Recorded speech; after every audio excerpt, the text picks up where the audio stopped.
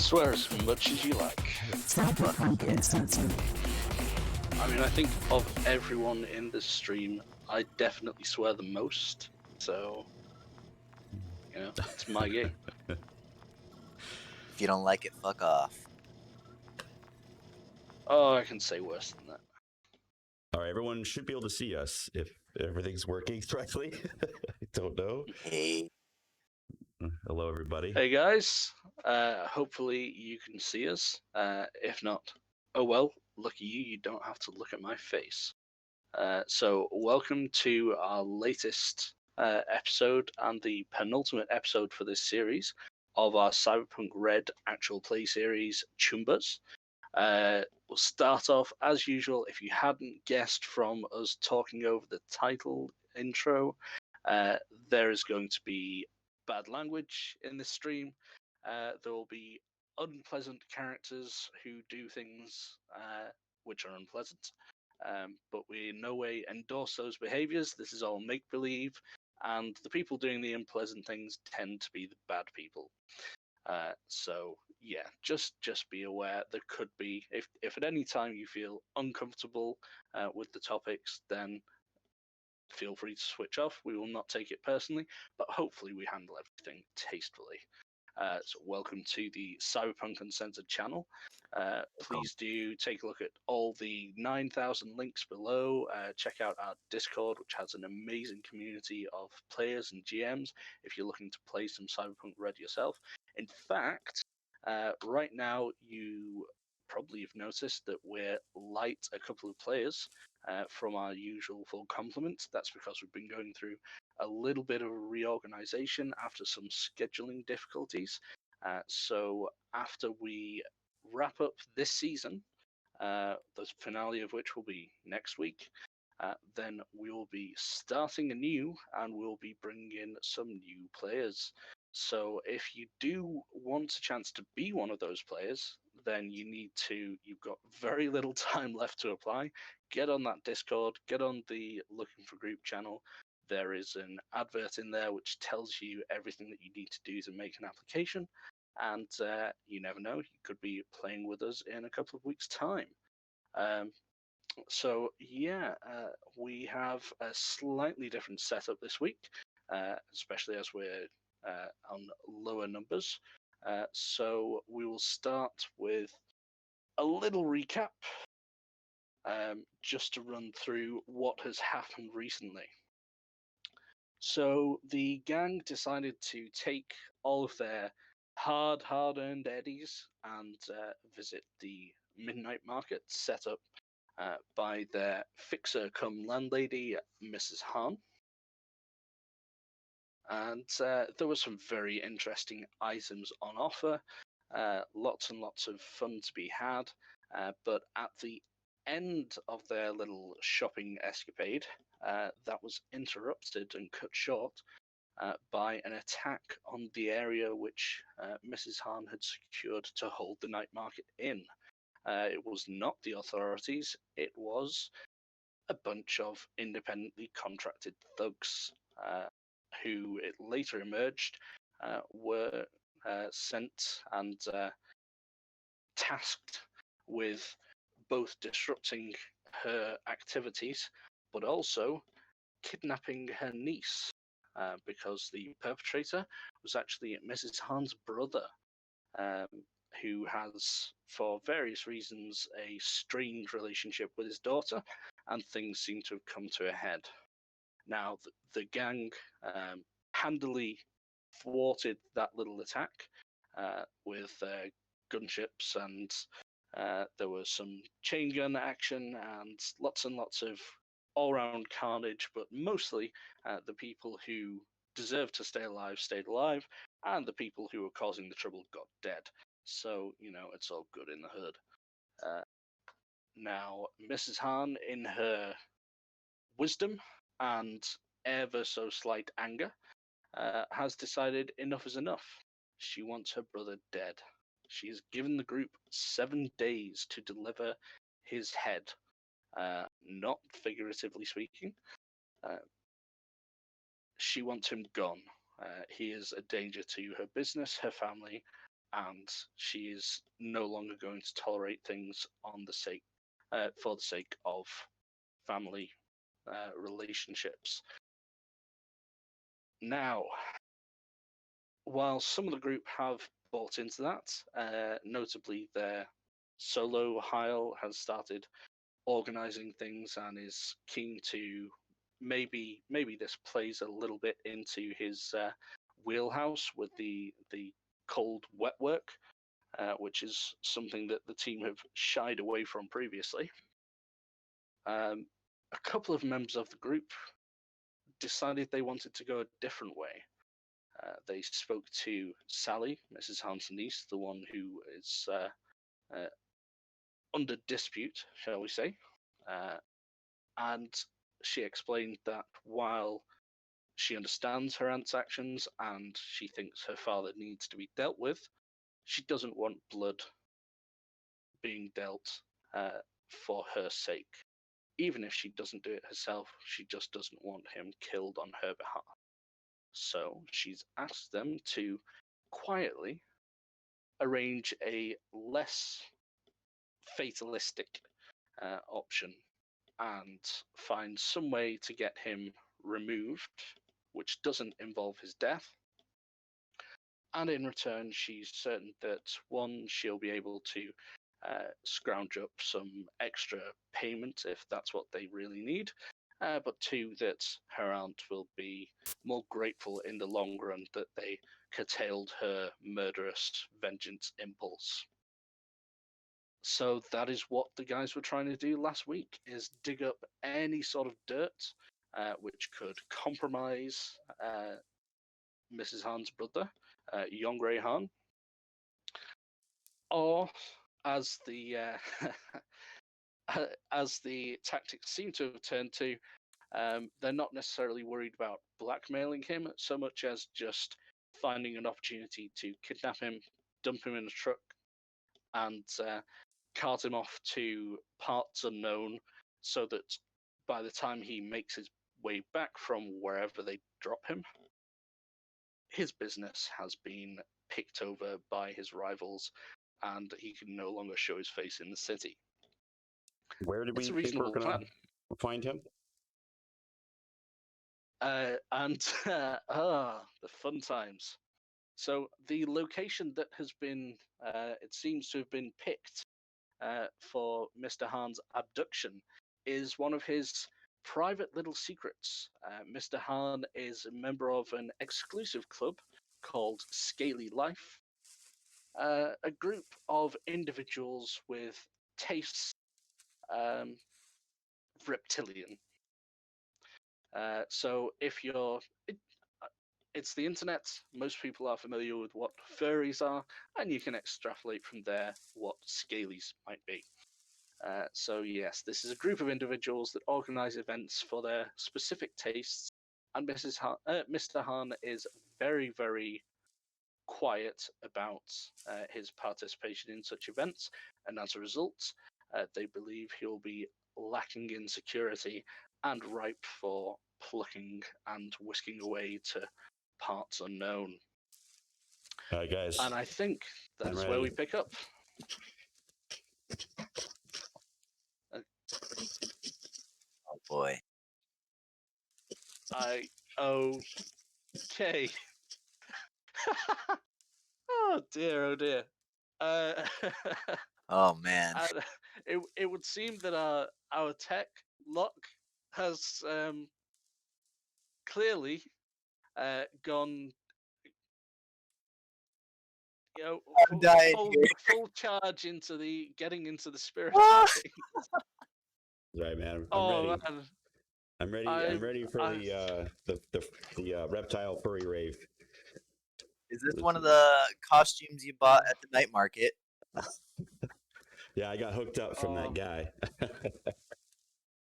I'm utterly impressed. Well done. So, they had also enlisted.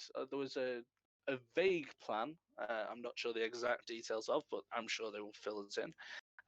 To enlist the help of an a certain young woman who was due to be attending this event and has been convinced, with the help of a local black market fashion dealer, that she has won a competition and will be provided with further augmentations or outfits, accoutrement, to to assist in their plan somehow. I just can't stop looking at it. It's well done, man. Well done. Right. with all that said, I'm going to let us just jump right in and pick up. Hijack. You are not necessarily privy to these plans that Locke and Slavo were making, because they've been trying to keep them on the DL, as Heil was very much not wanting to risk the ire of Mrs. Hahn, so he was going hard and fast down the complying with her kill order route. They've been trying to keep things quiet. Right. I would imagine after the first couple of days where they were doing their legwork, but not much arm work because Locke can't do it anymore. Oh, I really need to concentrate. I'm gonna look away from the Twitch stream. So after the first couple of days where you were setting up a defensive net architecture around the building that you live in, T-Rex can't tweet, dude. T-Rex can't tweet. You're never gonna get it into view. It's just not gonna work. Right. Yeah, I think Hijack would have probably just been really focused on building this net architecture, trying to just get it perfect off in his own little net space. Yeah.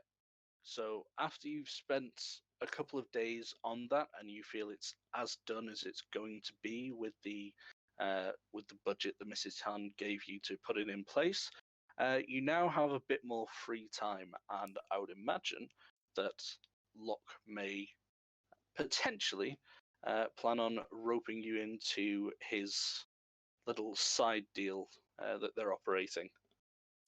Hell Take yeah. it away.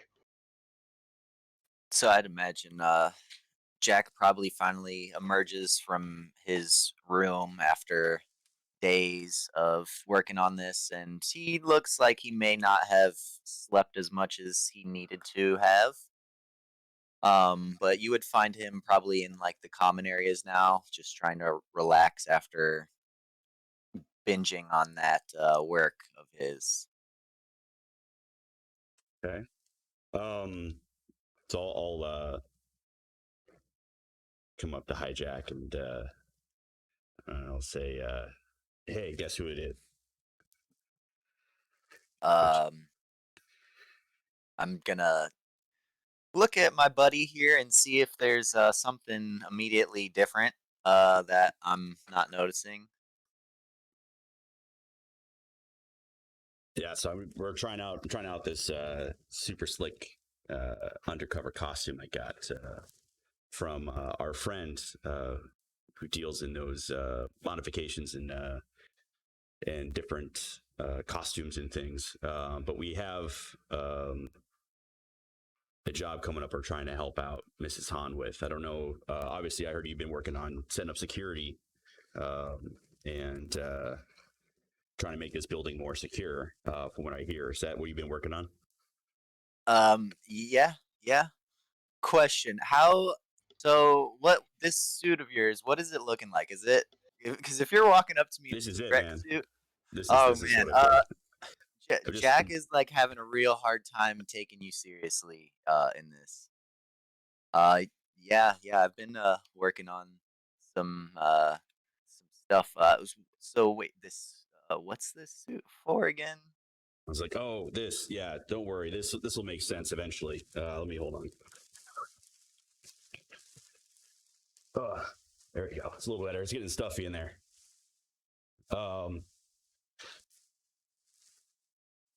So, as you know, Mrs. Han's brother put a hit on out on her, trying to get her out, and has asked us to perform some wet work and eliminate him. And I don't know about you, but that's not really something that I'm comfortable in doing. We've been through a lot, but I don't know if cold-blooded murder is really something that I want to participate in. Yeah, look, I'm still, to be honest, stitching these wounds up that we got back in that orphanage case. The less guns, the better right now. So we were trying to speak with Juliet to see if there was a way that we could maybe come up with a different idea. And what we've kind of put together is the idea if we can humiliate this guy, and well, humiliation is really the icing on the cake, but extract him for a period of time that his organization would basically eat itself and collapse with him not being there. And so we're trying to figure out a way that we can extract him. And after doing some research, we found out that he has a very specific kink for reptiles. And there is a okay, giant makes rave. a lot more sense. Yes, I had to test the costume out, make sure that it works. But we are going to at this rave. It's actually a giant lizard fest or something. I don't really quite understand it. They've converted this warehouse into a giant club with netting that goes up all the shelving and stuff, so people can climb up and role play and live out their fantasies. And this guy in particular has a kink for He's a scaly, but specifically Komodo dragons. And we had located a girl who is obsessed with Komodo dragons as well. And I told her that she had won some kind of competition. And we were arranging for our friend who does the wonderful body modifications and clothing apparel to make her the belle of the ball, and gonna make her up into the commodiest Komodo dragon that you can imagine. And the only part, at which point we can grab this guy and get him out. The only part I haven't figured out is how to, we know where he's going to be. We got the girl that we can dress up to be a Komodo dragon, so we have a lure for him. And then the rest of the plan I haven't really figured out yet. So we have layouts for this place with exits. There's a VIP room, which I think we might be able to get our hands on, and I believe it, if I recall from the schematics, there's either a window or some kind of exit there that we might be able to, if we grab him, get out quickly. But I need help figuring out how to, we could give this girl the VIP package or something, but I don't know how much we can involve her without letting her in on exactly what we're doing. I'm kind of stumped. I mean, but yeah. Does she have some kind of like profile, some kind of presence online where we could maybe take access of her account? She does. Catch my drift? Yeah, we had some limited access. We found out about her likes and what she was into. So I think that information is there. I don't have. I don't obviously have the resources that you do. So you might be able to find out some more information. What were you kind of thinking about for ways to? So we got to somehow. He's probably going to key on to her, and we got to get her to lead him to the VIP room where we can extract him. And that's trying to figure out how we might be able to do that. I mean, we can give her some kind of VIP package or something. Listen, man, Eddie's talk, and you'd be surprised at how much people are willing to do without asking too many questions. Okay.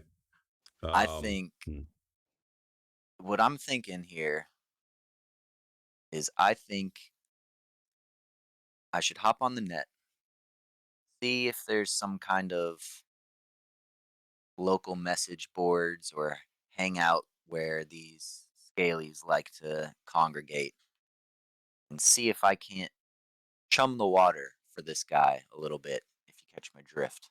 all right.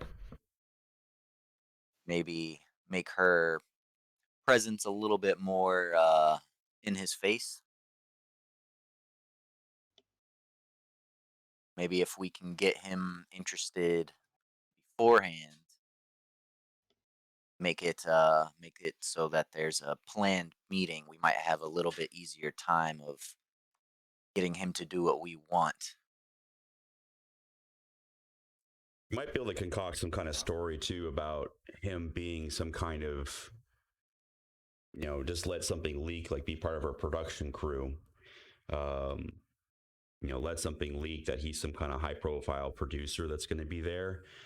And she has a shot of getting onto some kind of big show or something, some kind of new reality show about the the subculture, and just try to entice her to speak with him. I don't know. I'm trying to think how we can get her engaged with him. But I think what you're mentioning about chumming the water and stuff is a great start for sure. Um, I'll think about that a little bit while you're working on um, chumming the water, so to speak. Maybe, hmm, I think that's not a bad idea trying to go this video producer's route. Maybe if we can get the locale wired up with some cams beforehand, we can get some interesting footage from these two. Absolutely. I mean, I don't really want to, you know, humiliate this woman any more than we have to. But I Don't I'm worry. We can alter out her information. She can remain completely anonymous in all this. yeah, I would love to get them some, private time somewhere and get some recordings of him doing some ridiculous stuff. I mean, it's not part of the it's not part of the gig, but humiliating this guy, I think, is only going to benefit us when he attempts to Oh yeah. resurface. Take a single brick out of the house might not do much now, but hey, it might add up. I don't know. I think we should go talk to this girl, see how much she's willing to do for, you know, a video producer. Hmm. Um, and that reminds me, do you have any do you have any eddies left? Um, I've kind of spent a little bit more than I wanted to getting this girl the modifications and such that she needs. I'm not sure if you have any extras. I might talk to Juliet too to see if she might be able to help fund a little bit. Um, I've got about $1,000 left. okay. Yeah, I think I spent about that much on this girl's new outfit. I'm trying to find check my register here. Um, yeah, I maybe I'll think, talk with. Hmm? yeah, according to my notes, I think because you'd managed to interest Kin in a new challenge, you got it at a bit of a discounted rate. So it cost you 500 overall for all Okay, the mods. nice. So I'll adjust that here. Okay, so I still do have some cash then that we might be able to pull some of this off. I got. I'll let you know if we need some more eddies, but so I think we need to. Sounds like get some.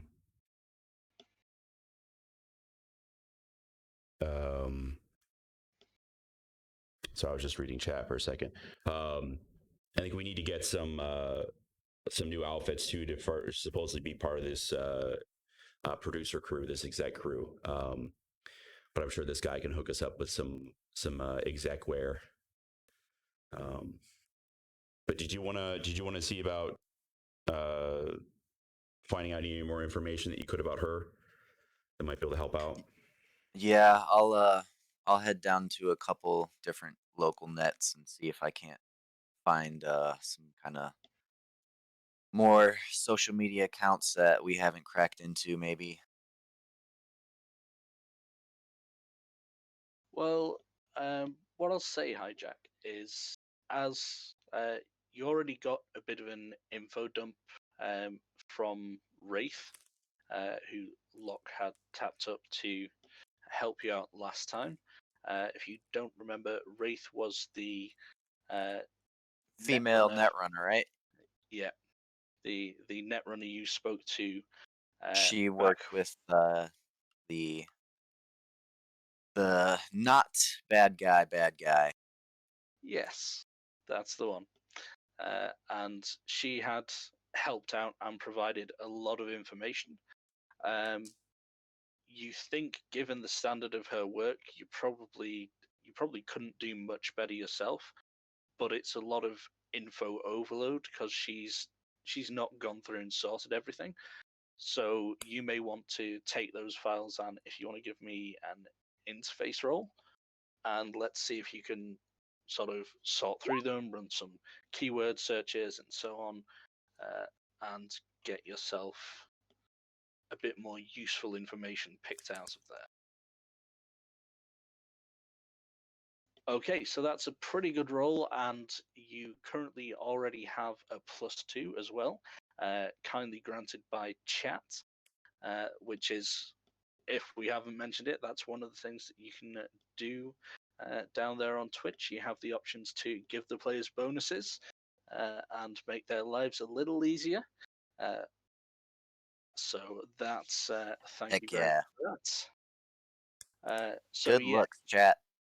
yeah, you go through the information that was provided, the social media accounts, and you you notice that not only is Mr. Hahn booked in to attend this event, but he's they each one of these events, they seem to be like every sort of 2 months or so, and each one has a special feature room for their high paying and very elite clientele. And this month's room is the Apex room, and he's booked into that. Look, Now, there's lots of terminology that you are not familiar with and doesn't come. You try looking at the Night City equivalent of Urban Dictionary, and you still can't quite pin down exactly what these things mean. But you get the impression that it's whatever activities are going to be going on in that room.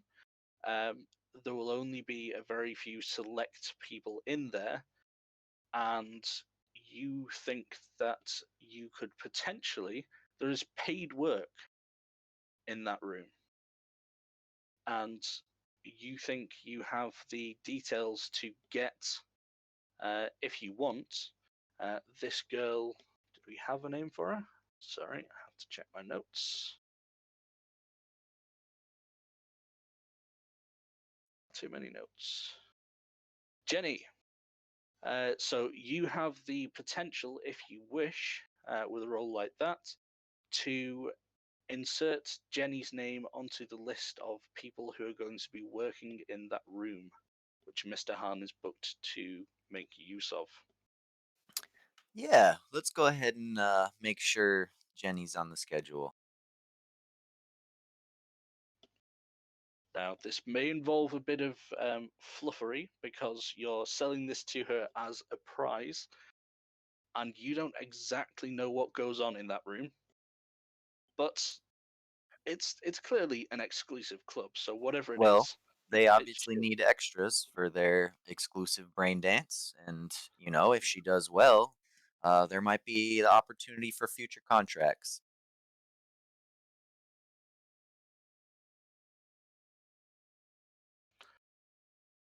Okay. So you've got that extra bit of info. What's your next move?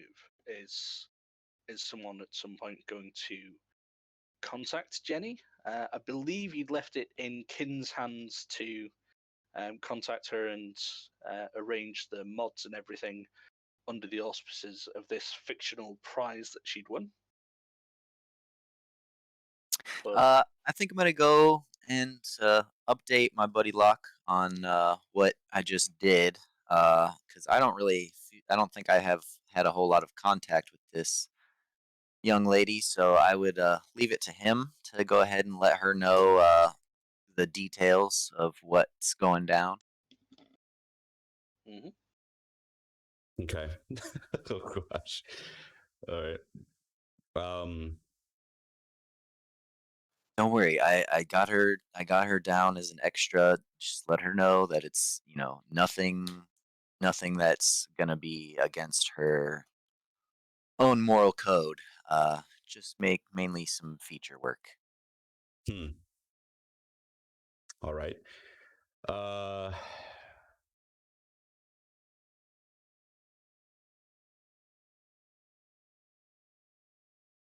Okay. I think I have an idea. Is there any chance we can find out what she'll be doing in there? Is there? I mean, she can be like a cocktail waitress. Is she? Um, is she I gonna be mean, I part of can the I exhibit, or can you find so out we what can happened previously in these rooms?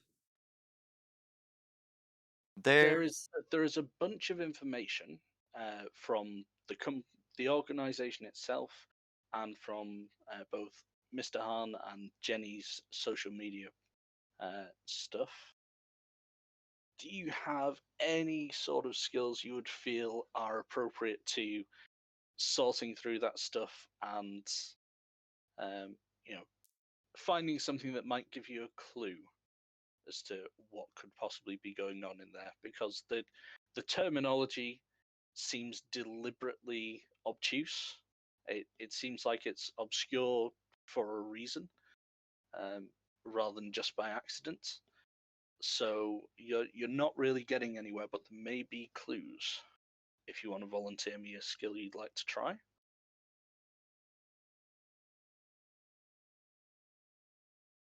and that goes mm, for either of you. well, I'm not the I'm not very good at it, but maybe a streetwise. I guess I could try that too. Yeah. I'll Um, I'll I'll just like Hijack will be kind of describing what's going like what he saw. He doesn't really know what all the terminology was, but maybe if you're a little bit wiser than him, you might know what some of those terms mean. okay. Yeah. Let me take a look here.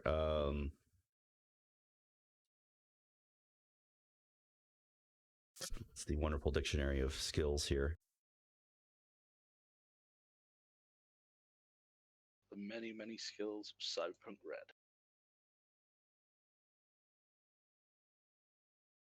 Is it a technique skill? Social skill. Social. Okay. Here we go. 12. Not bad. And +2. Hijack. Yep. And you've Hey, both thanks. got a +2 if you want to roll as well.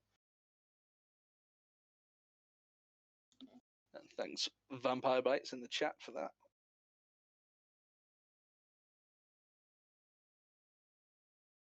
One second. My sheet does not want to expand. There we go.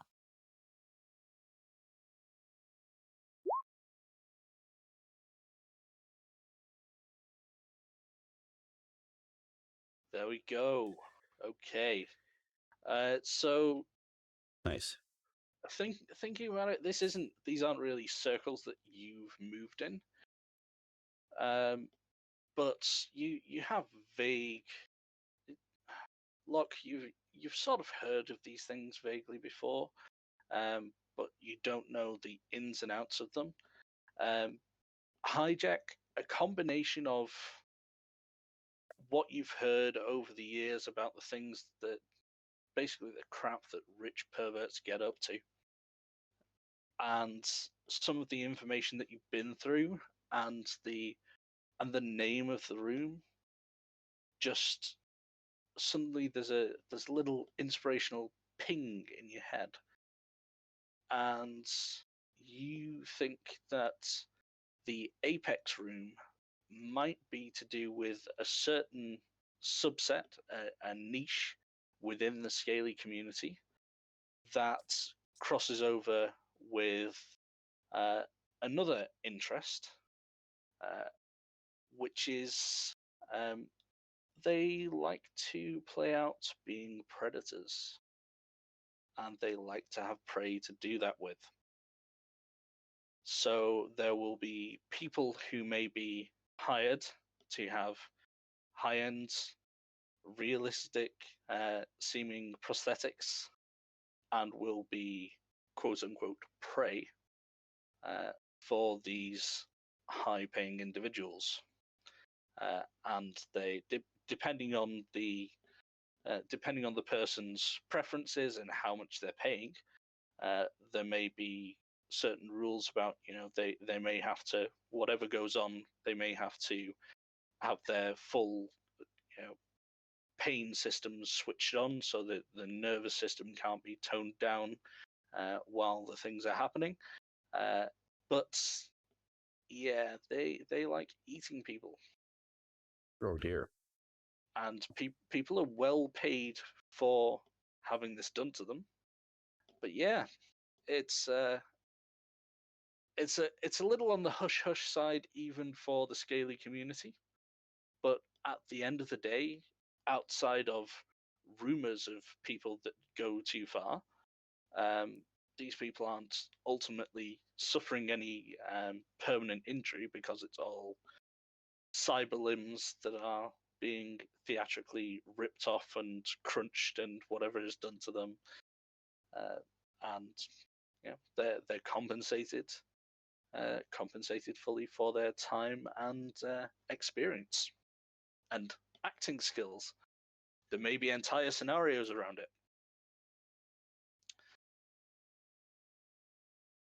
Yeah. Yeah. So it looks like maybe you can convince her that those fancy new prosthetics are going to be getting put to use. Yeah. I think we can. If she's interested in the idea for continuing, I mean, she's been after this lifestyle for quite a while. If I think we can interest her in continuing this kind of lifestyle, and to continue to take it a step further, I think we won't have any problem convincing her to take part. But I think I'll have to meet her. I'll meet her at the studio as she's getting work done, and I'll see if I can get her on board there. I think she'll take the bait for that. And now we have to figure out how to get into this room and out.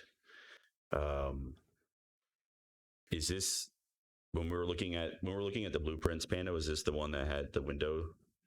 There's a couple different VIP rooms. We will let's go across to the map and see exactly where it is. So you guys should be moving over any second now. Okay. Yep. See. You may need to be doing a little bit of zooming out because this is quite a large facility. So this room that's being used for the Apex experience is the large rectangular room in the bottom left of the map. So just Okay. ping that there. So no window, but there is an exit that's right there. Or there's a window at that hallway, maybe. There are actually, although it doesn't show it, there are windows on both the south and west walls. Okay. And this is on the first floor? This is on the ground floor. Okay. Is that a British thing? Oh, yeah. First floor. Yeah. I was just kidding. All right. I apologize for speaking English. Yeah. All right. So we smash a window, get him out. Salvo has a way to extract him with his team. So if we can get him out of the building, I guess I would want to know if they were going to drive him from the location, or do we have to get him somewhere, drop him off, and then they'll pick him up. That wasn't quite figured out. From the discussions you'd had with the district that this is in, then it's quite easy for them to be relatively nearby. They can't get to immediately outside the building, as it's an industrial area and there will be controls on the gates. But if you can get the guy through the relatively unprotected fence, because this is just a normal shipping warehouse. So if you can get the guy out of the building and through the fence, which is no more than maybe 50 yards. Speaking English again, damn it. From the building, then there is a road which can be used. They can park a vehicle up there, and there's plenty of lack of security that can't be circumvented.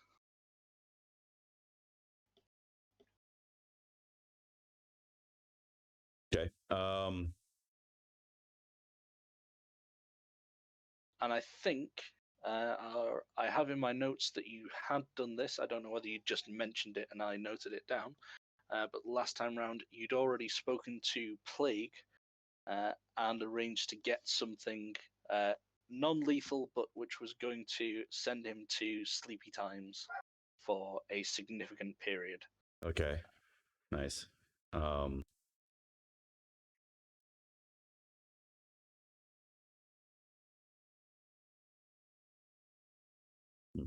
And that was in the form of an injector. So how do we get into this room? Any ideas, Hijack?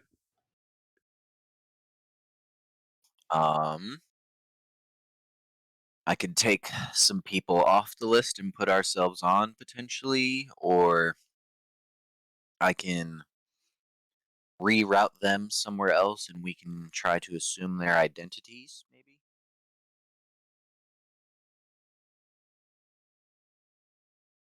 Anything like that sounding good to you? I mean, we can go there as guests, or you and I can try and maybe pose as employees of the building. I feel like they would be less inclined to deal with us in that route, however. Yes. Can you? That might work. We have the uniforms that we got.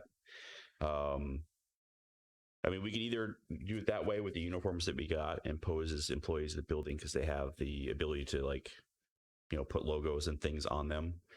And we can have some kind of malfunction in the room, like, the toilet overflow or something, and come in as a cleanup crew.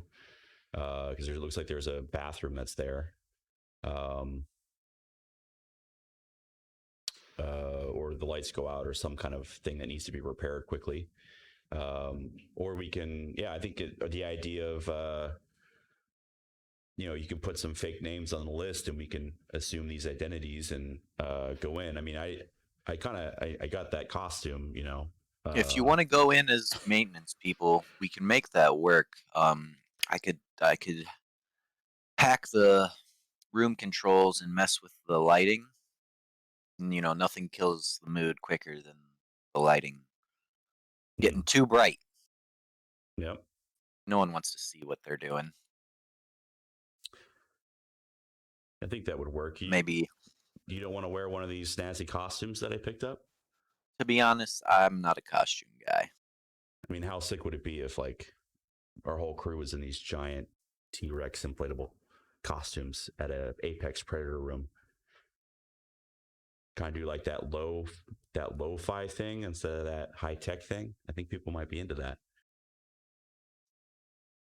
Yeah.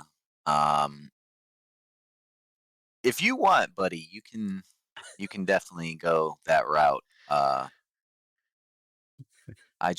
It's hard to do my net running in a suit like that, and it's All right. Well, I figured I'd ask. I think I appreciate the offer. Okay. He I said think that that we're extremely sarcastically. Yeah. All right. Well, let's. I think the idea of coming in as a maintenance crew would be good. Trust me, once those bright lights come on, they're gonna want their mood lighting back ASAP. Okay. I'll just have to intercept whatever call they place to the actual building maintenance. Okay. All right. Are you able? And you can. That's right. You can be. You're on site to do all this. Okay. Okay. So, Panda, what we're kind of thinking about as a plan is to pose. Although I'm a little disappointed, I'm not going to use my fancy costume that I got, and Hijack doesn't want to wear one. He thinks it'll interfere with his reception or something like that. I'm not really sure, but we're going to pose as repairmen with the repair suits that we got from, or those very special worker uniforms that we got. That can change logos and do all that kind of stuff. And then fake, obviously having some kind of problem like toilet overflowing or some kind of thing happening where they'll need a repair crew, and we'll be able to come in that way. And then the breaking glass.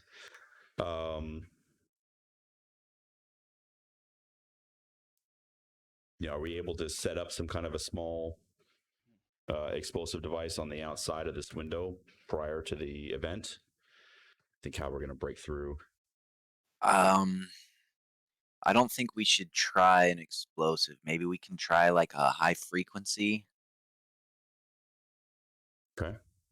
I don't know. I don't want there to be. I want as little attention on us as possible while we're doing this. I'm not a fighter, man. I learned that. I learned my lesson. Okay.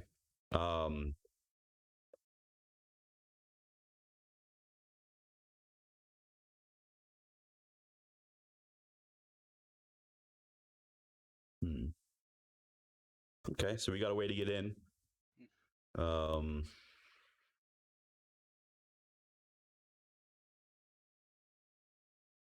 Okay, so I guess we need to talk to the girl. I think that's what's left. We also should probably secure a way to move this unconscious body. I mean, I could just pick him up and throw him over my shoulder.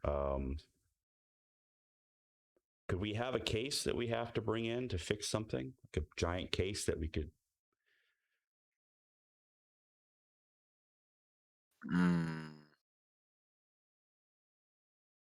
I suppose we could argue that we've got a toolbox we're bringing in, maybe a large rolling one.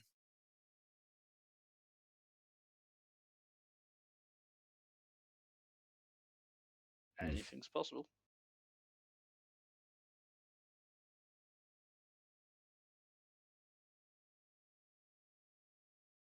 Yeah, I think this might be our most solid plan we've got going.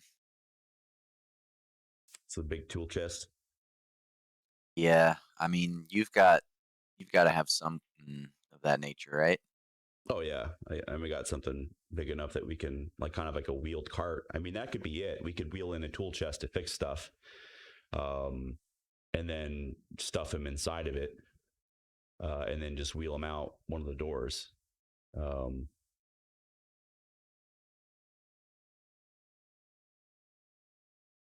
Yeah, that sounds good to me. Okay.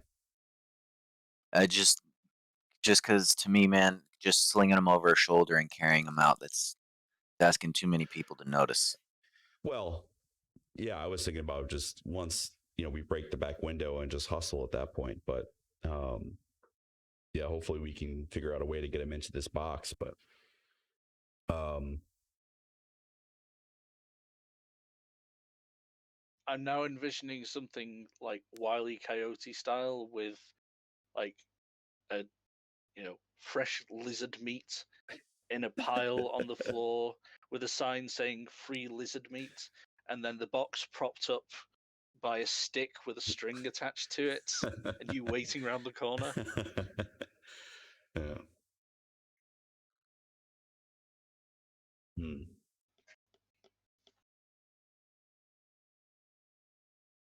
Well, we could just inject him with whatever it is, get him into a quiet corner, stuff him in the box, and then wheel it out. And I mean, it's messy, but I'm not really thinking of any other kind of idea. Once he got wheeled out, we can pop him into Salvo's van, drive him down the block and hand him off. And I think that should be good.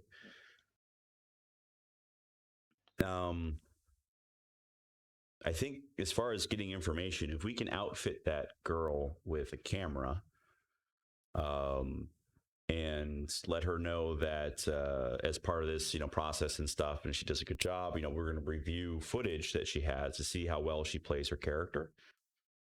And then hopefully that way we'll be able to get some footage of this guy acting like an idiot.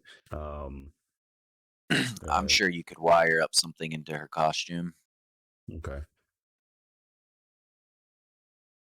Yeah, so I'll probably work on some kind of device and get that to our guy as he's working on getting this set up. And I'll make your life a little bit easier by pointing out that you do already know that some of the modifications she does have and has been able to afford include lizard-style cyber eyes.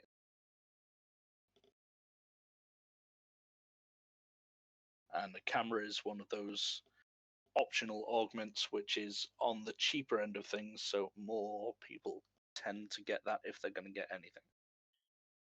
Are you able to hook into that remotely, Hijack, so we can get like a remote feed and record?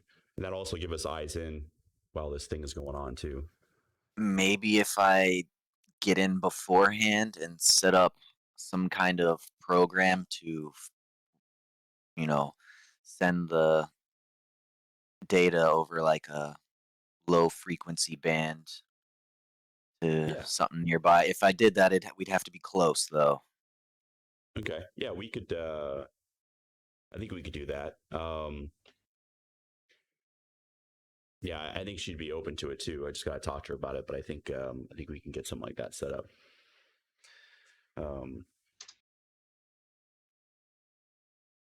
Okay.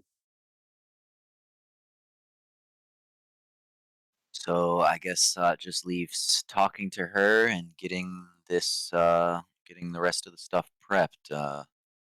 Is there a Setting up fence this. that we need to get through? Is there? Do we need to set up anything for that?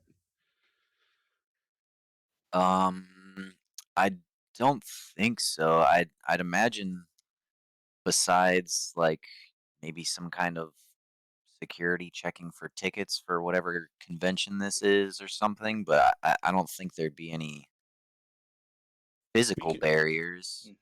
We could just. From the maps that you have, there is a very simple, like, sort of mild steel fence. Uh, Nothing substantial, nothing that like an arc welder or something that you definitely have access to won't make short work of. Okay. So if you wanna take this guy out without going through the access controlled gates, then you can go through that. Okay. We could also, I mean, we could just go with this whole full repairman thing. Are you able to fabricate some credentials for us, Hijack, that, some kind of ID cards or something that says we're part of this, I repair company? can I can I can find who they use in house for repairs and just emulate their credentials. We just have to make sure it's people who aren't going to be on duty that day. Okay. And we can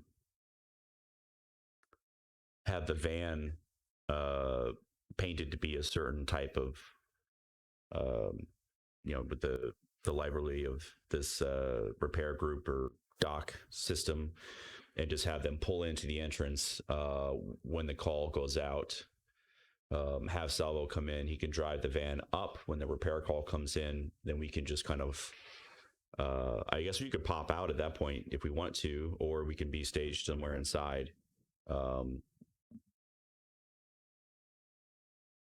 I think we should be inside because they most likely use maintenance staff on hand. So if they're putting out a call, it's going to be over their own local network. And I'm okay. going to have to be able to intercept that so that nobody else shows up to the call. Is there like a Well, break room here, Panda, for these guys? there isn't really, because if you recall, this building is used as a regular warehouse during the week. They don't work over the weekends for whatever it is that they ship. Uh, so this has just been booked out by an event planning organization that puts together these things. So there won't be any actual employees, as far as you're aware, from the regular staff there. They just have, and you will have these details. They just have a contact number for if they need security or maintenance or something else goes wrong that they need to notify the actual the actual building owners of immediately. They do have an emergency contact number for that. Do these suits that we have, these worker suits, they can change the fabric and stuff. They can do patterns. Can we have it set up to be something like some kind of reptilian scale pattern on it, and then have it switch to the worker uniform that we've programmed in? Like, how does it have like a little computer or something in it? Like, how does it work? You could do that. I mean, it doesn't really change the texture of the fabrics. So it's just the pattern on it. So you still have to sort of choose a style of clothing. They're sort of generic, like overall style, very very Like basic utility bland. coveralls. Yeah, yeah, utility workwear. Um, Deliberately designed to be nondescript, so then you can put them in the right color, program in the right logo, and fit in almost anywhere. So kind of like a jumpsuit or something. Yeah. I'm like, okay.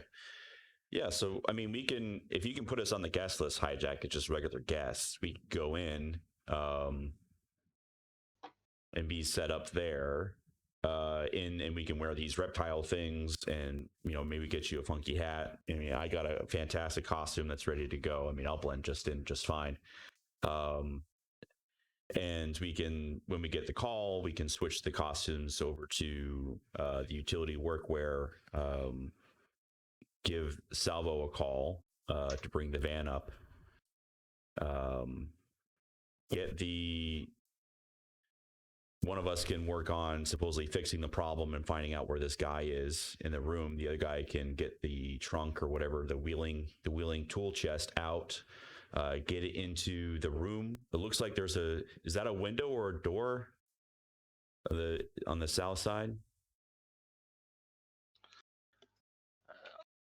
Let's take a look at where you're looking. So there is a door into straight into a corridor that leads out of the building. Yeah, it's not really showing up. You can see me highlighting it, I guess, if you look on the stream. I'm not sure how to ping it on the map. Wait, where's the ping? There's a, Yeah. Okay. there is a. This is let's say it's a fire door here. Okay. And there's a regular door access here, and there are a couple of windows along the south wall, although they're a bit difficult to see because it's got like the black line is overlapping slightly there with it. Okay, And so there's also a window on this west wall. Yeah, so we park the van next to the fire escape, roll up the chest of tools, fix whatever the problem is, shove them in there, and then roll them back into the van and then drive out the front gate. Not bad. I like it. Simple.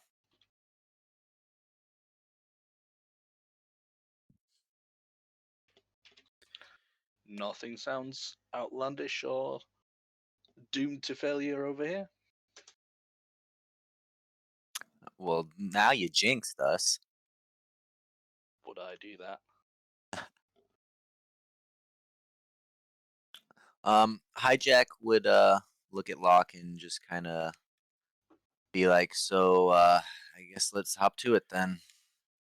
All right, sounds good. I think we need to talk with this girl.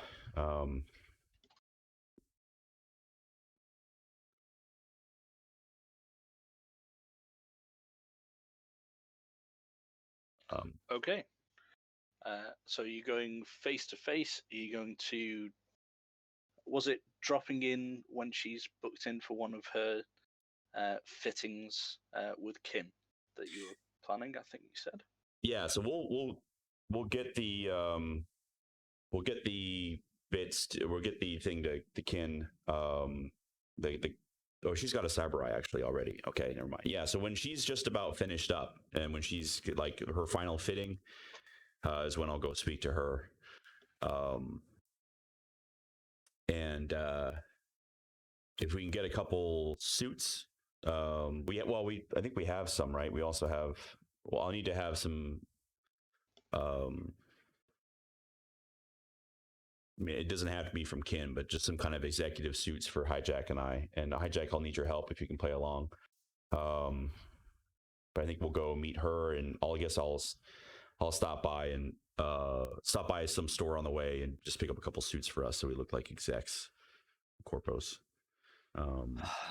I'll try my best. I'm not really most corpo-looking individual. It's okay. We're gonna be producers. I think we can get away with it. So just a side note for stream stuff, I'm still learning how to fix things. So I think I've figured out how to fix you, Panda. If you notice you freeze, just let me know if I don't see it in chat. Looks like it's an easy fix for me to fix it. So if people freeze.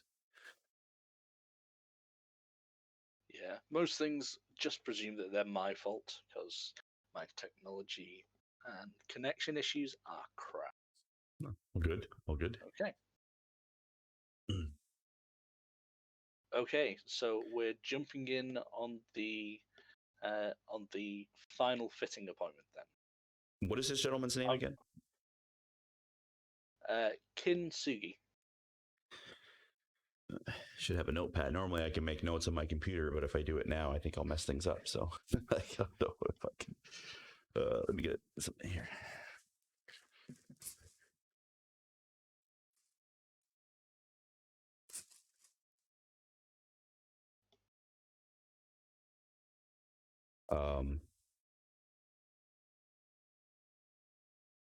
All right, so I'll let Ken know that we're headed in and that we're going to assume the role of some producers, just so he's not surprised when we come up with some kind of crazy story when we're there, and let him know if he helps us out, then there'll be an extra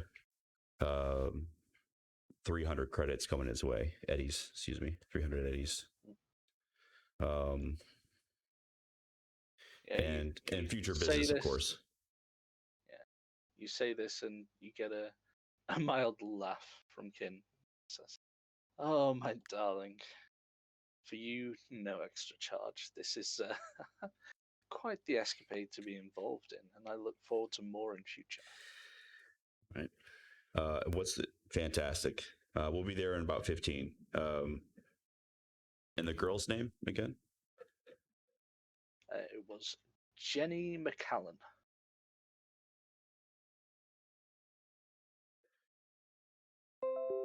Okay. All right. So we'll head over to the spot to Kin's place.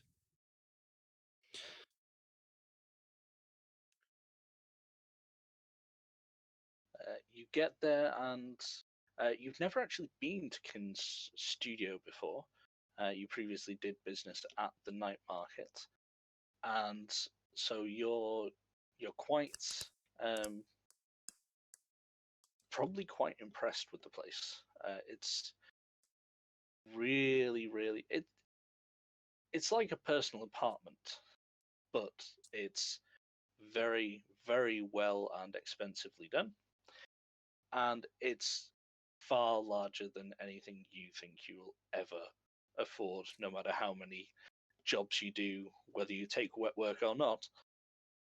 This place is bigger than the floor that you guys all live in. It's very nice.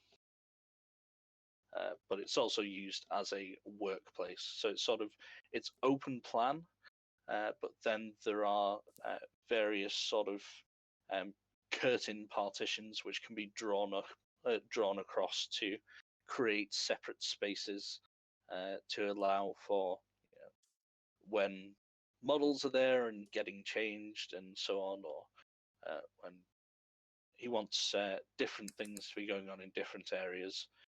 He just has this curtain system which comes across, and they're essentially completely see-through material, which is then electrochromatically controlled, and you can change it to be opaque, different colors, provide backdrops, etc. All right, so I'll walk in and I'll kind of assume this kind of confident air, and I'll walk in and I'll say, Kin, darling, so good to see you again. Oh, you've outdone yourself this time. Look at this magnificent creature. You must be Genet. Am I correct?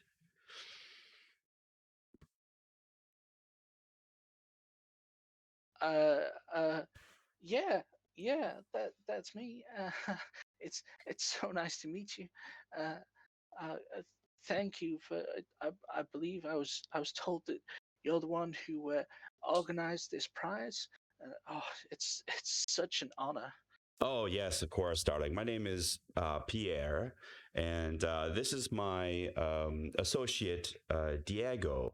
And very excited about this wonderful prize that you've won in this fantastic competition. It's very exciting, actually. And I'm going to kind of look her up and down, and I'm going to say, and I'm going to look at Diego. She looks rather ravishing, don't you think? In Spanish, Hijack is going to just reply. I'm not sure if Locke would understand what he's saying, but he's going to reply, yes, she's absolutely marvelous.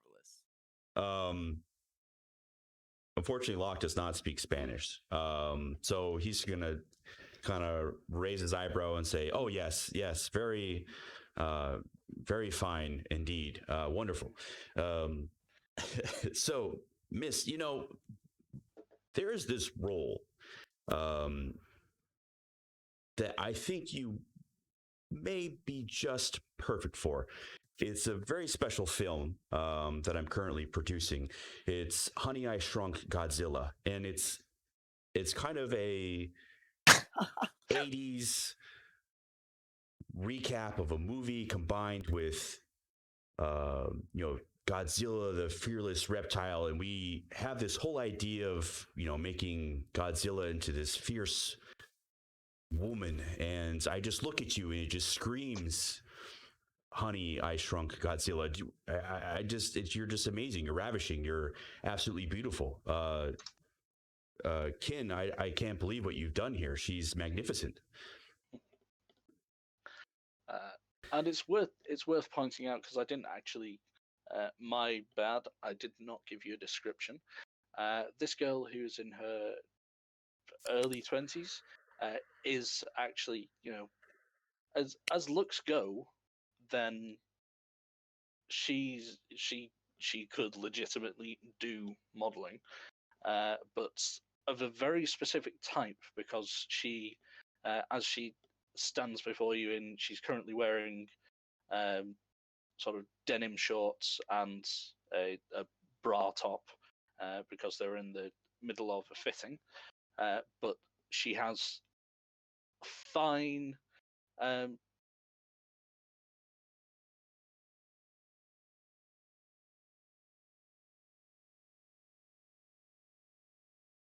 Uh-oh. So tell me, Diego, where did you learn to speak this exotic language of yours? So does that was that Spanish? Um, are you asking out of character, or In are you character. asking in character? Um, Hijack is going to respond. He's going to say, "Lo siento, I forgot you don't speak Spanish. If you recall, I grew up on the California border. Uh, so Ah, many of the Caliph. nomad clans that came through our city they spoke the language, and that is where I picked it up." Ah, California. How exotic! How exotic! I myself have never been outside of Night City, except for an occasional foray for some kind of film extravaganza or showing.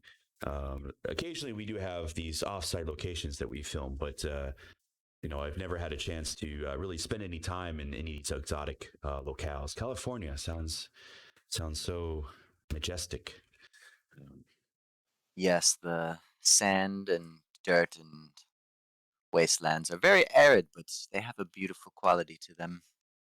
Fantastic. Now they have these things there that I've heard of. I haven't had a chance to try one yet. Sometimes I see them on the street, but I don't really prefer street food. They're called taqueos. Are you familiar with this fine cuisine, taqueo? Um, they are called tacos, and Oh, yes, I am tacos. familiar. Mm. Yes, I hear people put fish, and they'll put even you know beef if you can find. Obviously they're synthetic these days, but um, the soy meat. Um, mm, Man, I could really go for a taco right now. Mm. Yes, I prefer mine the traditional way, with a little bit of imitation steak and some fake onion. Mm. And you obviously can't forget the hydroponically grown cilantro. Ah, yes. Sounds delicious. Maybe we should go get some of these tacos after this meeting here. I don't think I've ever had a chance to try them. The street food. I usually try to stay away from it, but I don't know. It sounds so inviting. Maybe a trip to California someday where I could have some of these fresh from a quaint little taco stand on the beach by the ocean. Sounds quite exquisite. Uh, Yes, I most certainly would enjoy that. so I was curious. You mentioned traveling a little bit as a nomad. I actually haven't had much of a chance to really speak with you. You said you would travel from California. No, no, no, no, no, no, no. The nomads traveled through our little reclaimer town. I did not do much traveling myself. Okay, yes. Um, so this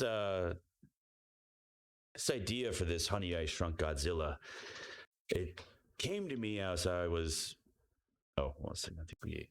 Anyway, oh yes, I think Janae is back from her discussion with Kin. Thank you. Indeed. Let's see. Sorry yet again about that. I don't know why it's just Discord that drops out. I'm still here in the chat room. Interesting. But anyway.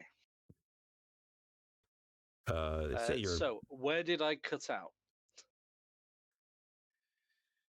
We were just catching up, Pierre and I.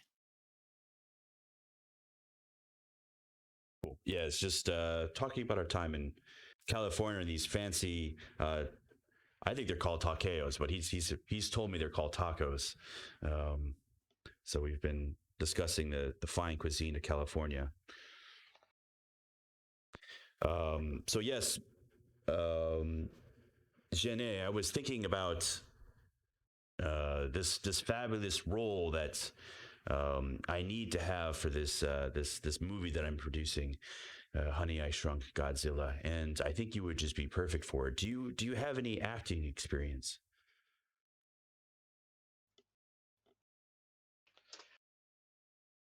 Well, I don't.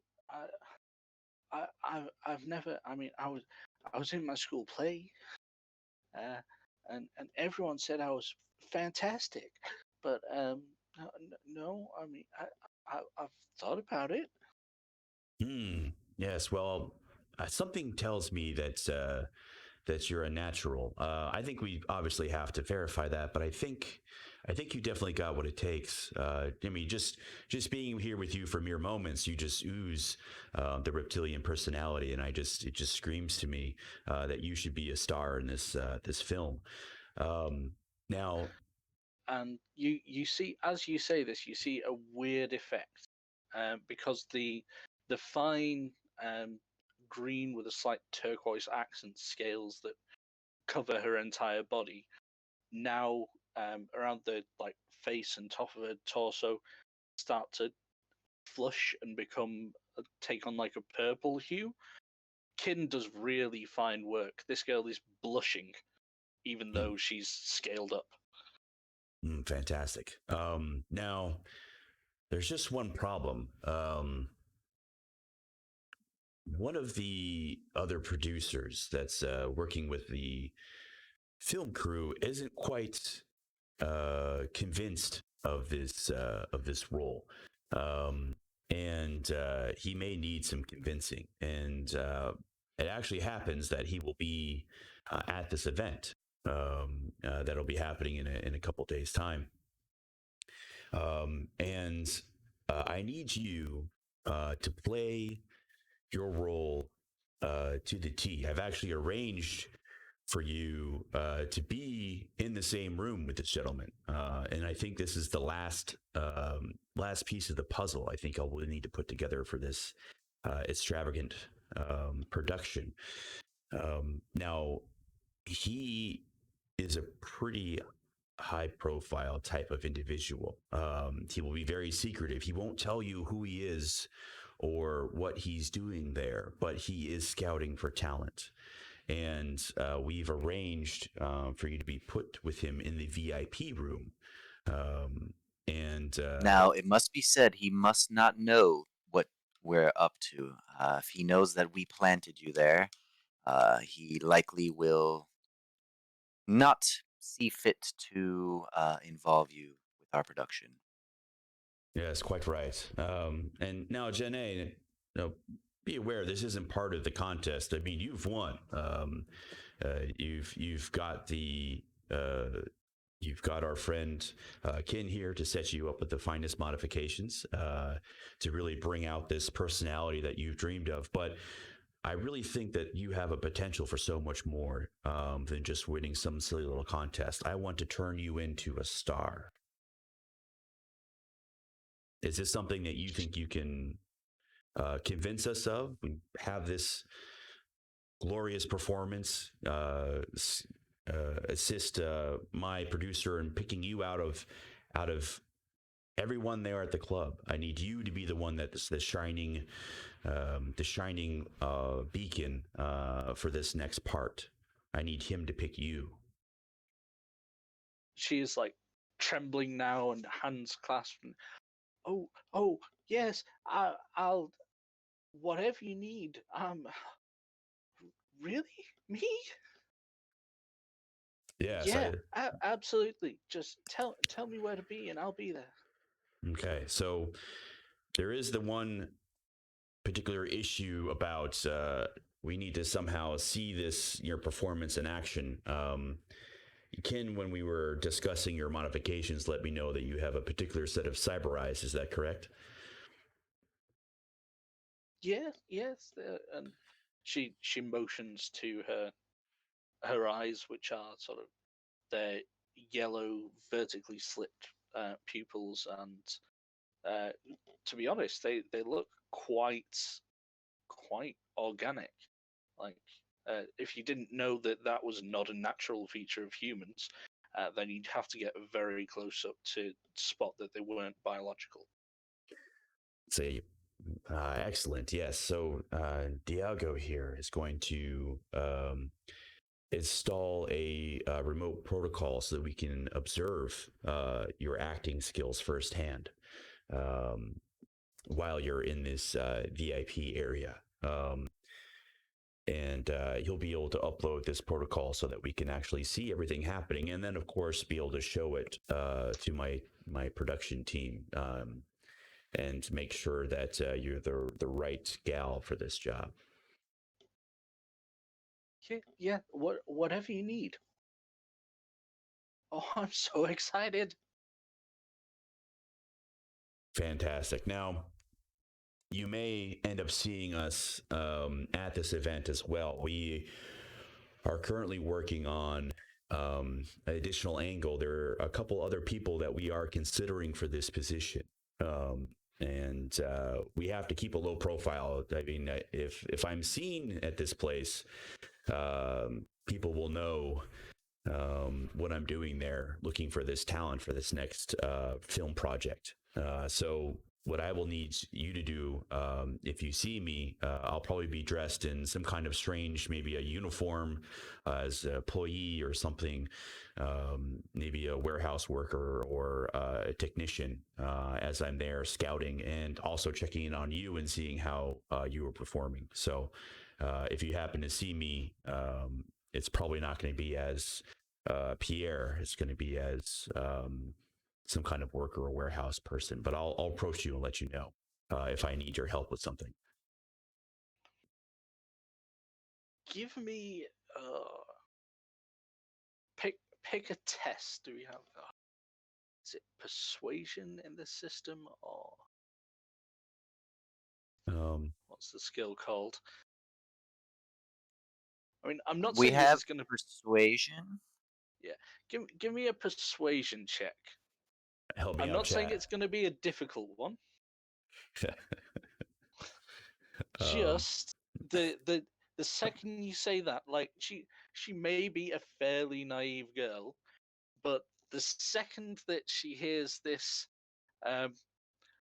oh, I need you to do something special on camera because you're going to be there's going to be a big film producer there, and it's all in secret. So if you see me dressed as a janitor, then don't tell anybody.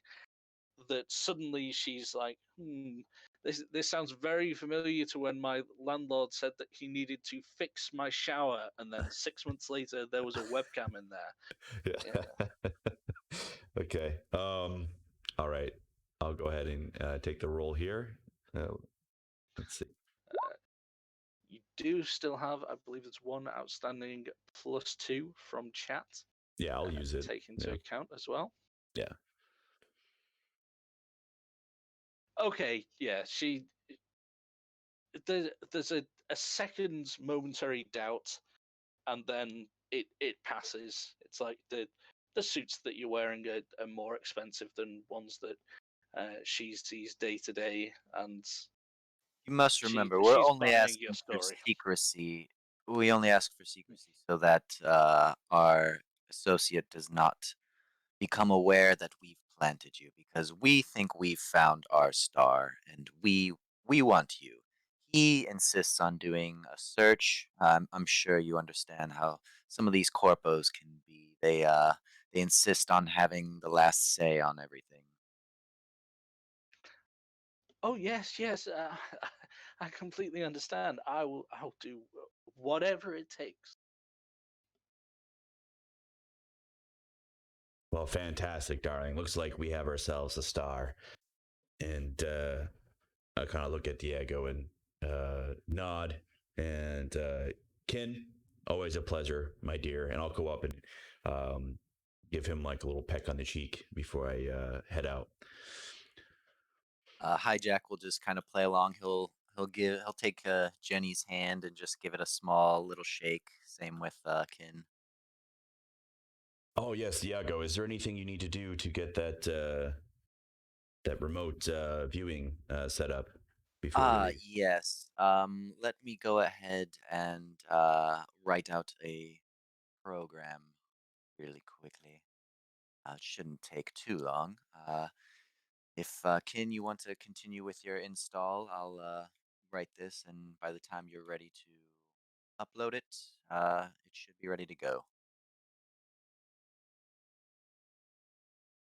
Would you want an interface or would you want a tech skill to a cyber tech to kind of make this? I think this is more cyber tech.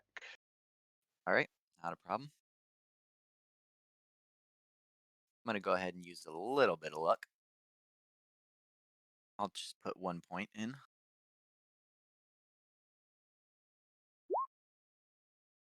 Oh man, didn't even need it. Nice. Yeah, you are definitely all good on this. Yeah, you get it sorted. It's gonna do exactly what you need it to do. I just hand over the little data chip with the FTP on it.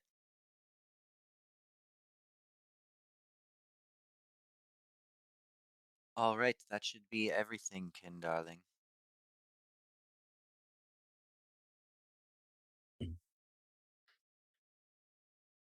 Fantastic. Well, duty calls. Must be away to the next appointment. Dearie, Jeanne, until next time. And I'll kind of nod my head and head out. Yeah, yeah, and until next time. And Kin just sort of turns her around and says, "Oh, well, my dear, huh, some unexpected news. Let's get you ready, shall we?" Walks her off back further into the apartments or the studio as you guys leave.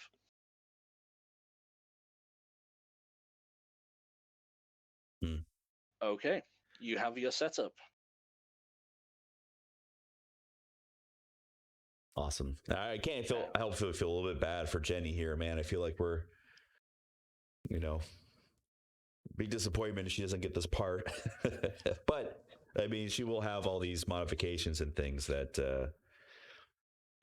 she gets to Yeah, keep those for life. Hey, So we never gave her a guarantee. This is still it's just show an business, baby. audition. Yeah, it's still an audition. you've paid for some mods, and so far she may get a valuable lesson from the school of life that things can't always go your way, and she may not even be traumatized forever, depending on what you guys do following. Oh, come on. She got some nice mods out of the whole deal. Um,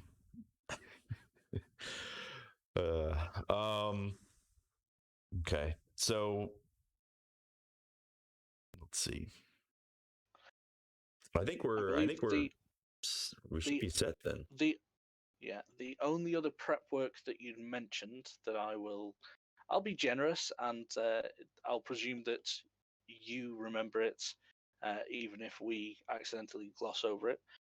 You were potentially going to set up something so that there would be some sort of maintenance emergency, or if you needed to. I think the window smashing went out of the window because you have that fire exit right there. But was there a plan to do something to set up this maintenance requirement in advance, or is that something you're going to do on site? I think that was just going to be on site because he basically was going to cause the problem himself and intercept the call, like basically one right after another. Yeah, I mean, I figure with Okay. these electric systems, Hijack, that you could, you know, I don't really know how all that stuff works, but you know, just being there, get into the access point, turn off the lights, or cause the toilet to overflow, or do something, you know, that it would cause, you know, their call to be to maintenance that we can then intercept and then pull up in the van and fix it. So if you want to do it, I could be in the van waiting around the block. You know, you could relay all this stuff to me. We can have a feed live in the van. And basically you can cause the issue, intercept a call to fix it. I drive up in the van, I unload the tool chest, get it up in there, fix whatever the problem is, whether it's actual problem or you just reverse whatever you did, while we also just get that guy sedated with the shot and then loaded into the tool chest and back into the van and out. Then it sounds like all your prep work is done. So, with this being we're 90 minutes in, would this be a good chance to take a little break? Everyone grab a drink or whatever you want to do, and come back in a few minutes and get the operation underway. That sound good to everybody? Sounds Does. Awesome. Am I supposed to put up a screen or something, or can we just leave it like this? I didn't prepare for that. We usually have a screen, but I'm sure people will forgive us if that's not there for this one time. Yeah, sorry guys. I'll have one next time. Yep. Yeah. All right. So we'll be back in a few minutes.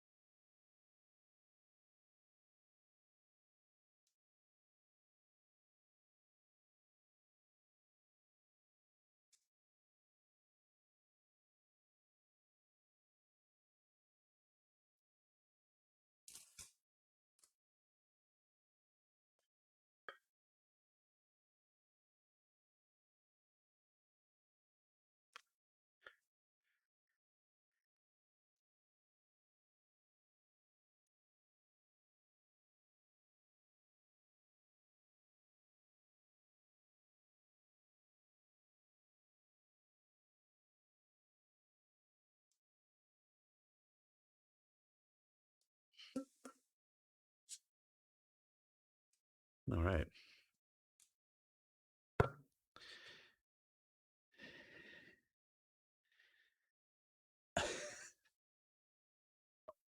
Hmm.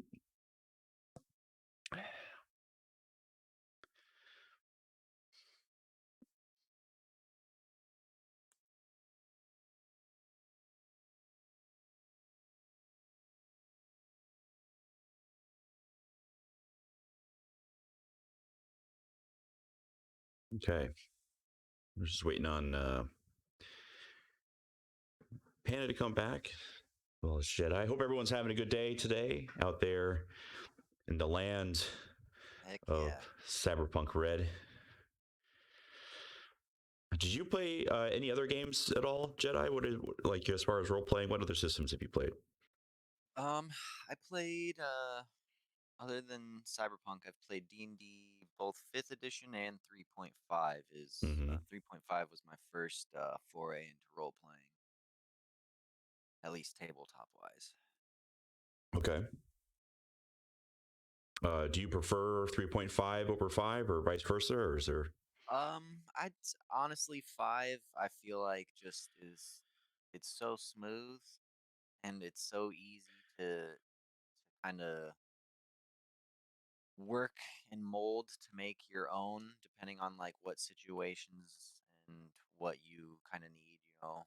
It's just a really flexible system. I know a lot of people like Pathfinder because of how flexible it is, but I don't know. I've enjoyed 5e a whole lot.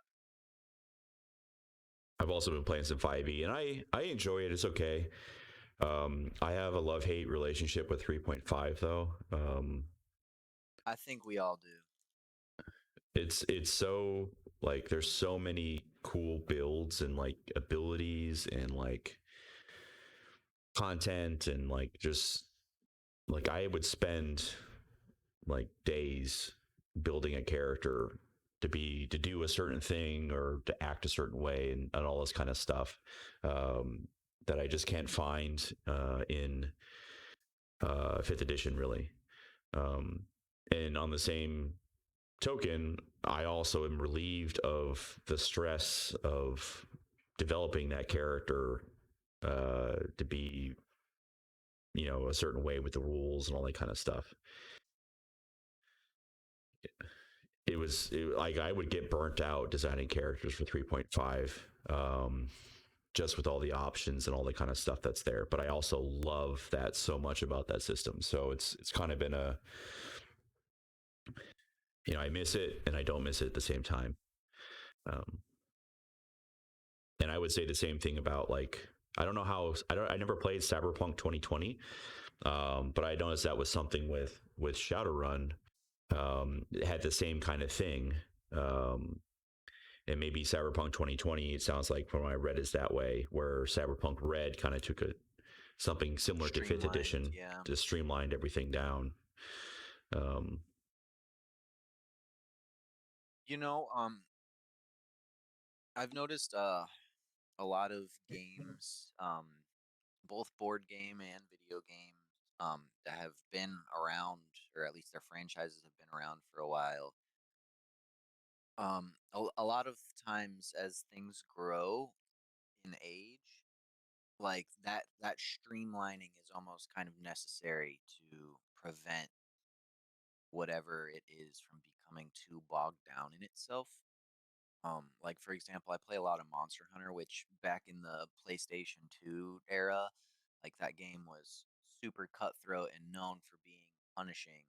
Whereas now a lot of people complain that, you know, there's too much like hand holding with the game and they made a lot of things easier. Whereas it's really just it's less that it's making it easier and more that it's just trying to maximize the amount of fun for the maximum amount of people. Like if you have fun with a particular aspect of a game, you know, focusing on what makes it fun is generally the much better route as opposed to keeping things gated behind like a hardcore style of play, you know? instead of spending your time punishing players, you spend your time pushing them to things that they enjoy. And I feel like a lot of people just kind of wear that old difficulty as like a badge of pride, sort of, and kind of see it as like a, well, everyone else should just get good type mentality. Whereas, like, now you've got more people than ever enjoying your particular medium that you know, for years have loved, and that should be, you know, embraced kind of as a good thing. At the end of the day, you know, you're doing these things as hobbies to have fun. And if certain aspects don't exist to improve upon that fun, then you know, that's just a quality of life change, if you ask me. It's a good point that I hadn't considered that there are more people playing these now, which is a good thing, and that more people playing means more content, more money for developers, all that kind of stuff, more exposure to the hobby, more fresh players coming in. But I think Vampire Bites had a good point from chat, and I probably side with him on this, that I'm looking forward to Chrome coming out to add a little bit of complexity. That you have the base game, which is pretty simple, and it can hopefully continue to bring in new players, and then GMs and players who are looking to add some complexity have the opportunity of including these other books. So that's what's great about streamlining is you can always add more to your game to make it more to your suiting. It's a lot harder to take stuff out once it's kind of been integrated. Yeah.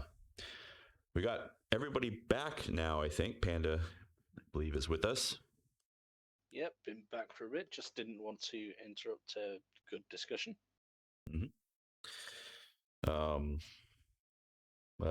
Sweet. So I think we're set. I think we're ready to roll. There's one thing we forgot to do. Was to get the just to make sure we have whatever identification that we need to be employees of the warehouse or repair company. I think we're going to say we're going to get that. I think Hijack would probably have to like look into whatever repair records they have and see what company they've used in the past. So that's something that he'd probably have to do when they got there as well, because I don't think he could access their architecture without being on site. However, you do have time before the event, so if you wanted to visit beforehand, Yeah, I think that's definitely smart. Okay. I'm not going to make you make a meal out of this, because this is a low rent commercial warehouse.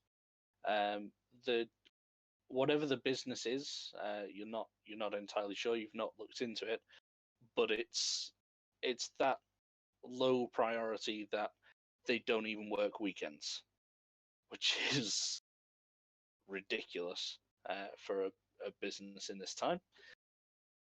So their security is not exactly top notch. I'm not going to make you go through the entire details of how you get access to the warehouse server. It's going to be a simple matter. All I'll need is an interface role to actually, access it, and then you'll see what you see when you get in there. Physical security is a joke for you guys, for professionals.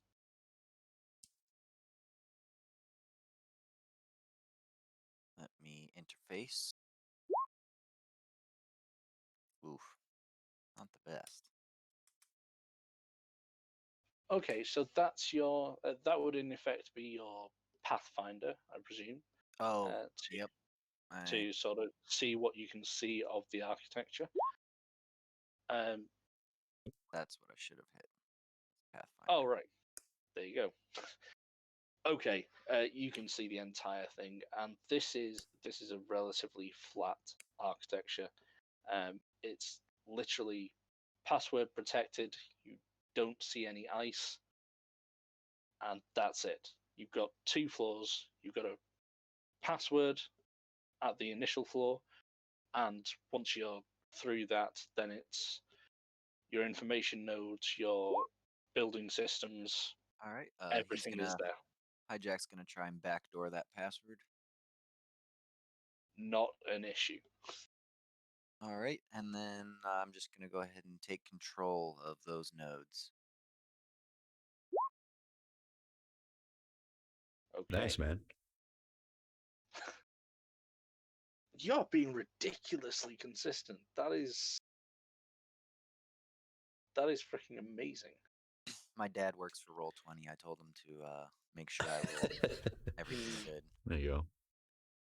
Can you, while you're in here doing this, can you set up stuff to make it easy for us when we come back?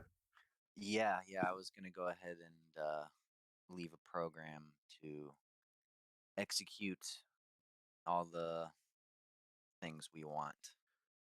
Yeah. With roles like you've got, I'm gonna say you've got access to the whichever systems you want in here. There's basically a common password. There is one password for everything. So once you've cracked it on one, that's it. You've got across the board access. So if you want to set up a virus that will just allow you to re-enter the system without, even if they change the password, you'll have your own private little entrance. This one did not work right, huh? That should be a 10. Seems like the Okay. Roll20 didn't take the modifier in. Yeah, that's enough. So yeah, you've set up a virus and you're fairly certain that you're not going to have any difficulty. That this virus will work, and when you come back, you will just have straight access. What I do need from you is a cloak roll? Yes, to hide my presence. Assuming you want no one to know that you've been in there. Yeah, I'd say so. Um,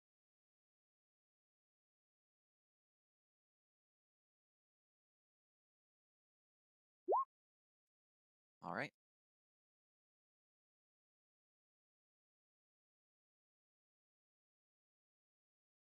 Okay, you feel very, very confident that no one is going to pick up on what you've been doing. It's not like it's some corpo security. Nice. Yeah. Yeah, you've got everything, and you think nobody's. You're a ghost, man. All right.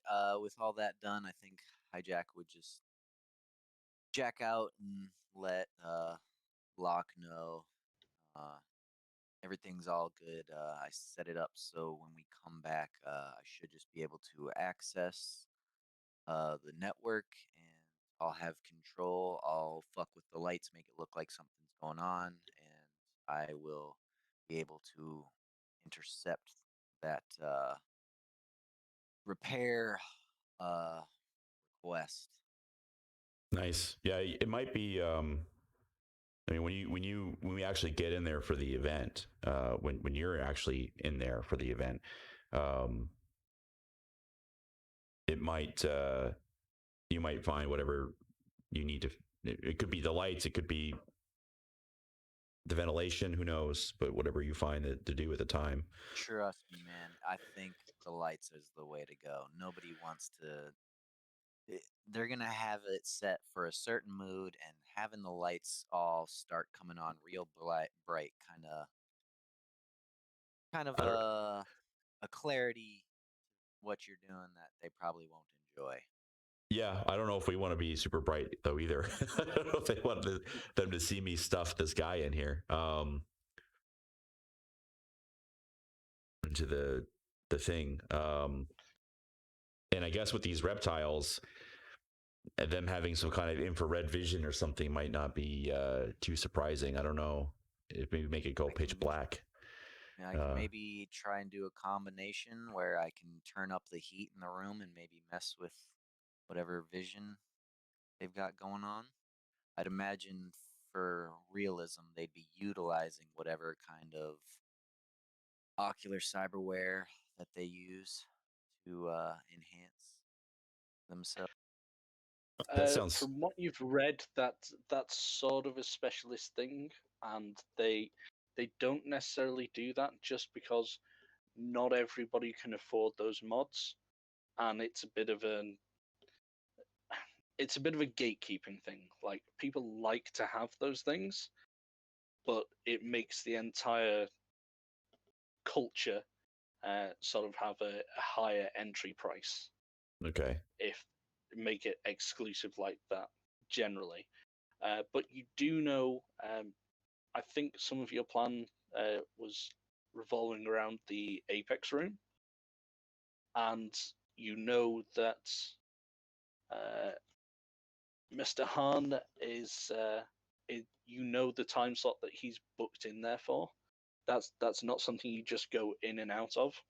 He's booked a specific 3-hour window with 2 staff members, shall we say? One of which is now going to be your Jenny McCallan.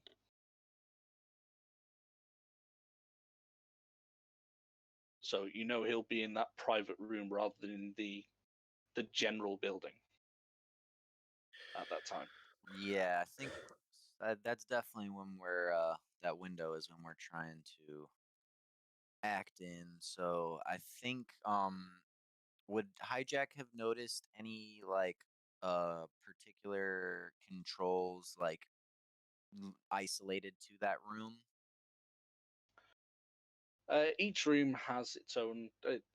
There is a lighting system, and it's one control node for the lighting, one control node for the heating. But all these things can be done by zones or areas. So if you wanted to make the lighting play up in that room specifically, whether you want it, brighter, going off completely, flickering, whatever effect it is you want to achieve, you have the control option to do that. Sounds good. And I don't want to beat a dead horse here, but are we going to need to know what this guy looks like so we can direct Jenny to interact with him specifically? We don't know what he's going to look like, right? Monitor lizard is really he's it's kind of a small niche, I believe, is what we were told or what we found. Okay. You know what he's interested in. You haven't seen any pictures, and this may be sort of an attempt at controlling personal information, which could be potentially damaging to his reputation. You haven't seen any pictures detailing or any details of what it is that he'll be wearing. You would imagine, with his money, that he will have some sort of outfit, but there are no details available about it.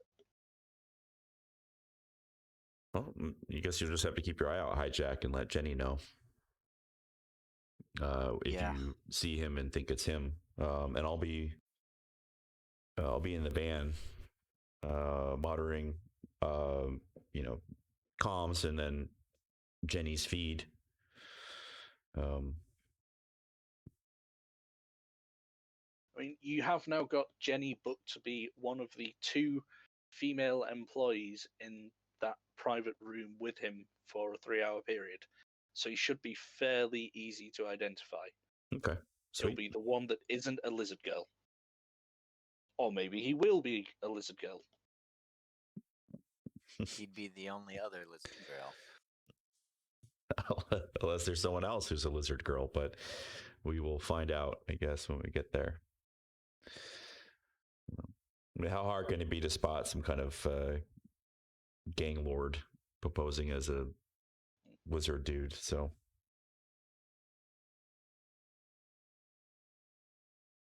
I don't know. You might be surprised.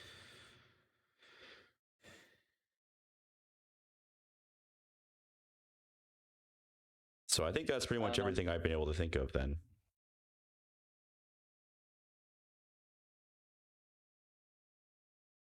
Oh, we do need to.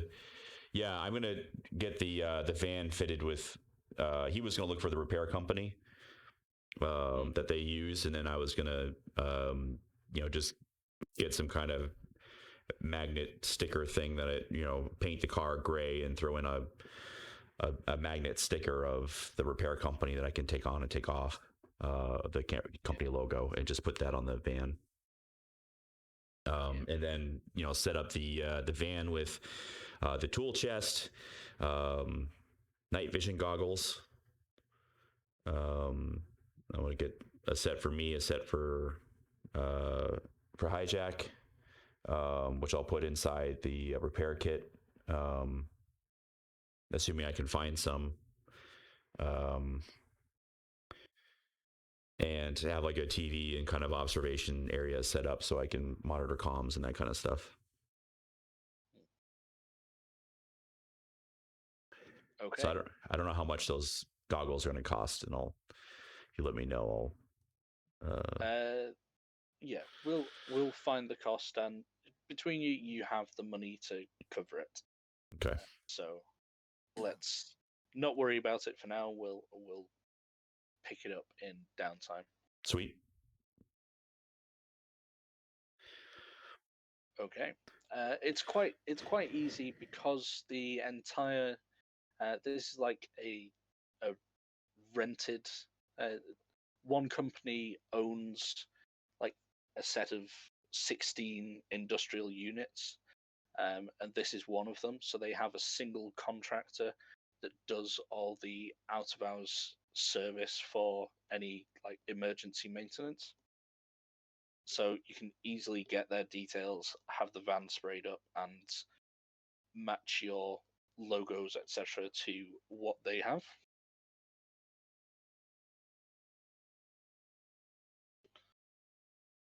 Nice. Cool. I think we're Hijack's ready. just gonna slap the van as it's like all coming along, looking good. Hopefully it'll do the job. You're gonna be on your own in there, so I hope you're I hope you're ready to play the part, my friend. Yeah, I kind of came to the realization I'm probably gonna have to wear that T-Rex suit. At least getting in there. Oh, don't worry, I have an extra one right here for you, ready to go. Yours is green, though. It can't be the same color now. Lovely. And I'll pack a couple extra uniforms and of the giant inflatable T-Rexes that I have. I'll put a couple extra one of those in the toolkit as well.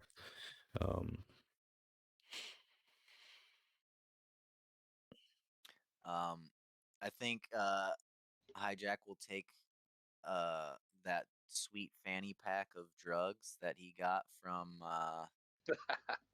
one of the Highlanders, and Yeah. he's gonna strap it onto the T-Rex suit that he's gonna be wearing, just in case some party people need to be bribed. Absolutely. I have. Oh God, that's going back a long time. I do have the notes for how many doses were in there. It was Oh. 20, I believe. I want to say it was 20, and no two were the same. Is that right? Yeah, Wow.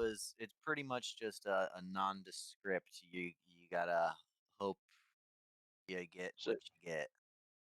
it was a grab bag. I think I described it as pharmaceutical trail mix. Yeah, that sounds like a beautiful description for it.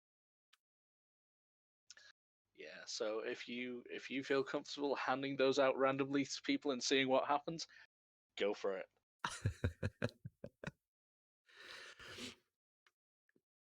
Hey, nobody may die. Okay. Any more prep work before we get to the scene itself? I think that's it. Unless Locke can think of something else. No, it's got my toolkit. Got the chill chest. Got night vision goggles. Got TVs. You got a communicator. I got one. Also make sure I have like a recording device set up in the van so I can record everything, and I think we're good. I got my jumpsuit, my mechanic jumpsuit. I got IDs from you on the peoples, the repair people we got to be. I think we're credentials. I think we're set. Awesome. Right. Then Friday night rolls around.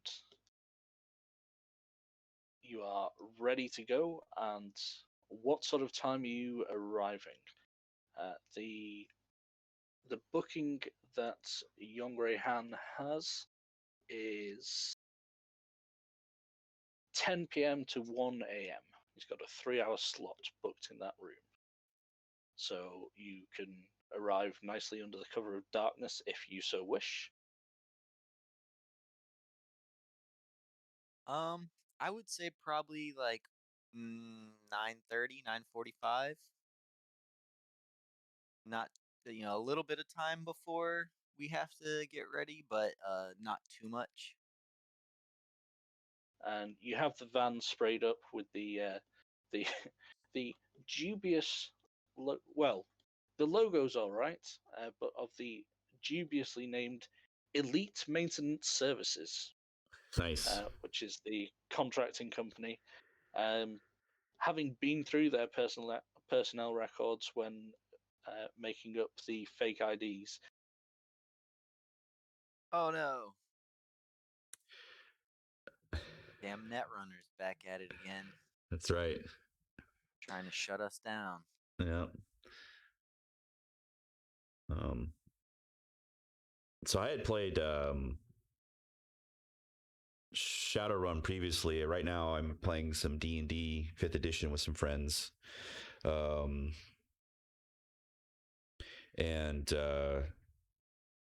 I think it really comes down to with these new 5th edition kind of stuff that they have set up, like whether it's Cyberpunk RED or D&D 5th edition. It really, I think, weighs heavily on the GM to make the system work. Because before, I think it put a lot on the players to build these crazy characters that could do these things or whatever, and now that a lot of that's just kind of put in the I will GMs. say that like it if you're a player who educates themselves like a GM, it can still be done. Cause like I've got a buddy who just for fun, he does stuff like that where he makes just wonky 5th edition builds. Like he had this one Tabaxi monk build that he was describing to me where you could get like 1,000 feet of movement per turn after you built it a certain way, and just lots of interesting kind of weird stuff like that. So I think it's still possible. It's just not as prevalent as it was in 3.5.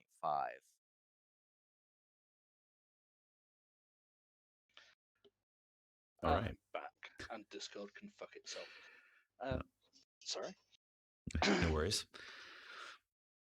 All right. Welcome back. Yeah. I So think you're back. you guys were going to roll up about 9:30. Being on the scene early, as we discussed, is not a problem because this one company does the maintenance for the entire area, so they'll be used to seeing the vans around, and no one's probably going to bat an eyelid.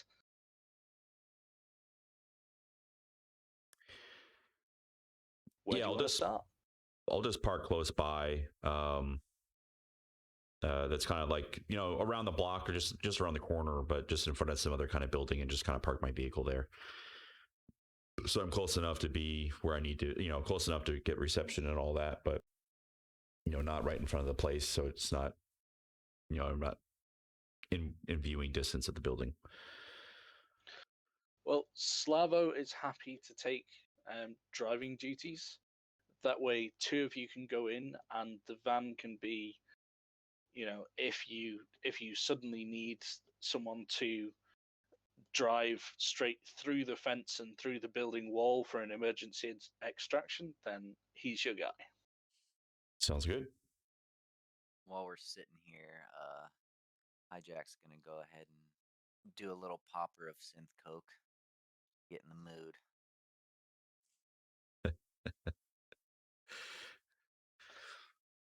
I'm gonna. Good for your social abilities if you don't mind talking a million miles an hour. God, man, you've been lucky, man. I keep waiting for you to fail one of these. Ah!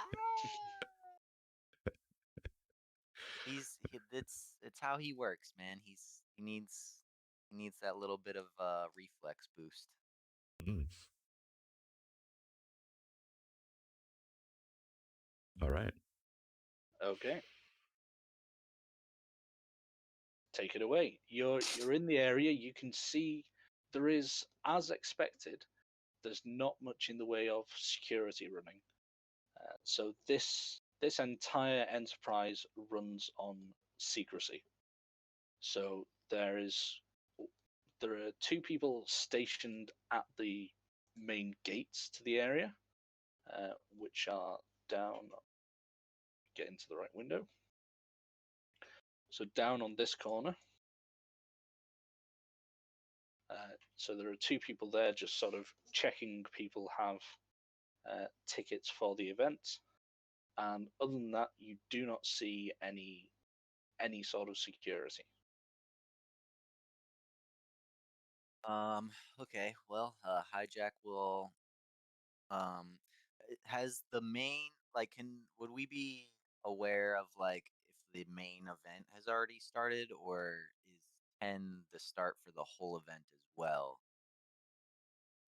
Oh no, you have the details of the event, and you know that it started uh, officially at 6 p.m. So the place shut down at 5:30, and by 6 the event was up and running. Now, with these sort of things, it's probably only the super keen people and the people who don't know any better who actually turned up at 6. But it's been going for a few hours now. It seems like they have a really slick operation, so they've whatever set dressing and rearranging they've done to turn this warehouse into a lizard's paradise was done within the space of 30 minutes. Wow. Okay. Well, Hijack is gonna go ahead and don this lizard suit or this T-Rex suit, Okay. and then he's going to make his way to the festivities. Um, would he be privy to there being like some kind of code phrase to getting let in, or is it just a walk on in? If you look like you belong, no one's I gonna thought ask questions. I thought you were gonna put you on the guest list though. Yeah, it's a ticketed event, and I think we did discuss um, putting yourselves on the list for access. It's not massively expensive to gain access anyway, but since you had entry to their systems, why pay for something if you can get it for free? Very true. Very true. Yeah, so he's just gonna stroll up like he belongs. Think he'd present whatever kind of forged credentials he got on his agent that he's presents to the guys at front. I'm assuming there's at least a couple bouncers, is what you said, right? Yeah, there are two guys on the door. They're clearly hired security. They're You can tell, having observed them from a distance, that they're probably not regular employees of this thing and have just been hired for the event. And they're it's not difficult to make out that they're clearly sort of making fun of the participants in between whenever there's a break between people arriving and they don't think they're being watched. They're clearly discussing the ridiculousness of this, but hey, they're being paid. It's a job. Who Yeah, cares? yeah. Um, He's gonna present his fake ticket and just kind of move on past them. Hope they don't question him too much. There's not even a role required for that. These two guys are fairly uninterested. You do notice that your inflatable dinosaur suit is probably not going to. Not saying it's going to get you kicked out of the place, but it's compared to some of the things that you've seen with full-on modifications and Some stuff. people might take offense. It's Come on. not necessarily take offense. It's just you'll be marked out as a newcomer, someone who's not really invested in the community yet. But what people's attitudes are towards that, you don't know. Most communities, you would hope there are people who would sort of take you under their wing and guide you in the ways of scalydom. But if there's going to be a high school clicky scenario, who knows when you get in there? I hope there's no How mean girl. emotionally invested are you in being the most popular in winning the Lizard King award at the prom? Not very. I'm not gonna lie. There you Not go. very invested. It's all good then.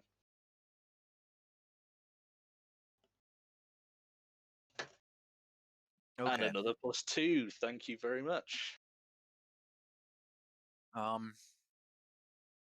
So is it kind of like the rave is in pretty full swing now, right? Is is the music bumping? Is there like a light show going on? All that? Yeah, you come into the main area, so they're using. If you see what are sort of bay doors, what's normally during the day the loading bay for the building, those doors are the center doors are fully open, and that's being used as the entrance for the event. And yeah, it's pretty much a full-on rave that's going. So there is, it's not that different, really, lighting and music-wise, to what you would expect to see in many clubs. But then the music has a tending towards, I won't say jungle music, but there's a tendency towards it's not Very, anything very drum you've and bass. heard. Yeah. Yeah, it's got a lot of sort of sound effects of animal noises and general uh, general outdoorsy background sounds that you're probably completely unfamiliar with because they don't really exist anywhere that most people live nowadays. You're in Night City. You've never been to a jungle because a jungle is a valuable resource that would be claimed by a corporation. I think Hijack would just turn on his microphone so that Locke is forced to listen to this music as well and just kind of play it off like he doesn't realize he's pressing the button. Got some bumping tunes in there, my friend. Oh yeah. Oh, Don't get sorry, I lost didn't on the dance floor. realize. Yeah, I'm not really a dancer. So since everything's kind of bumping in full swing, Hijack is just going to try to nonchalantly make his way over to um probably you know what? First he's gonna do a scan to see what where he can interface at nearby. I think that would be Give me that scan check is good.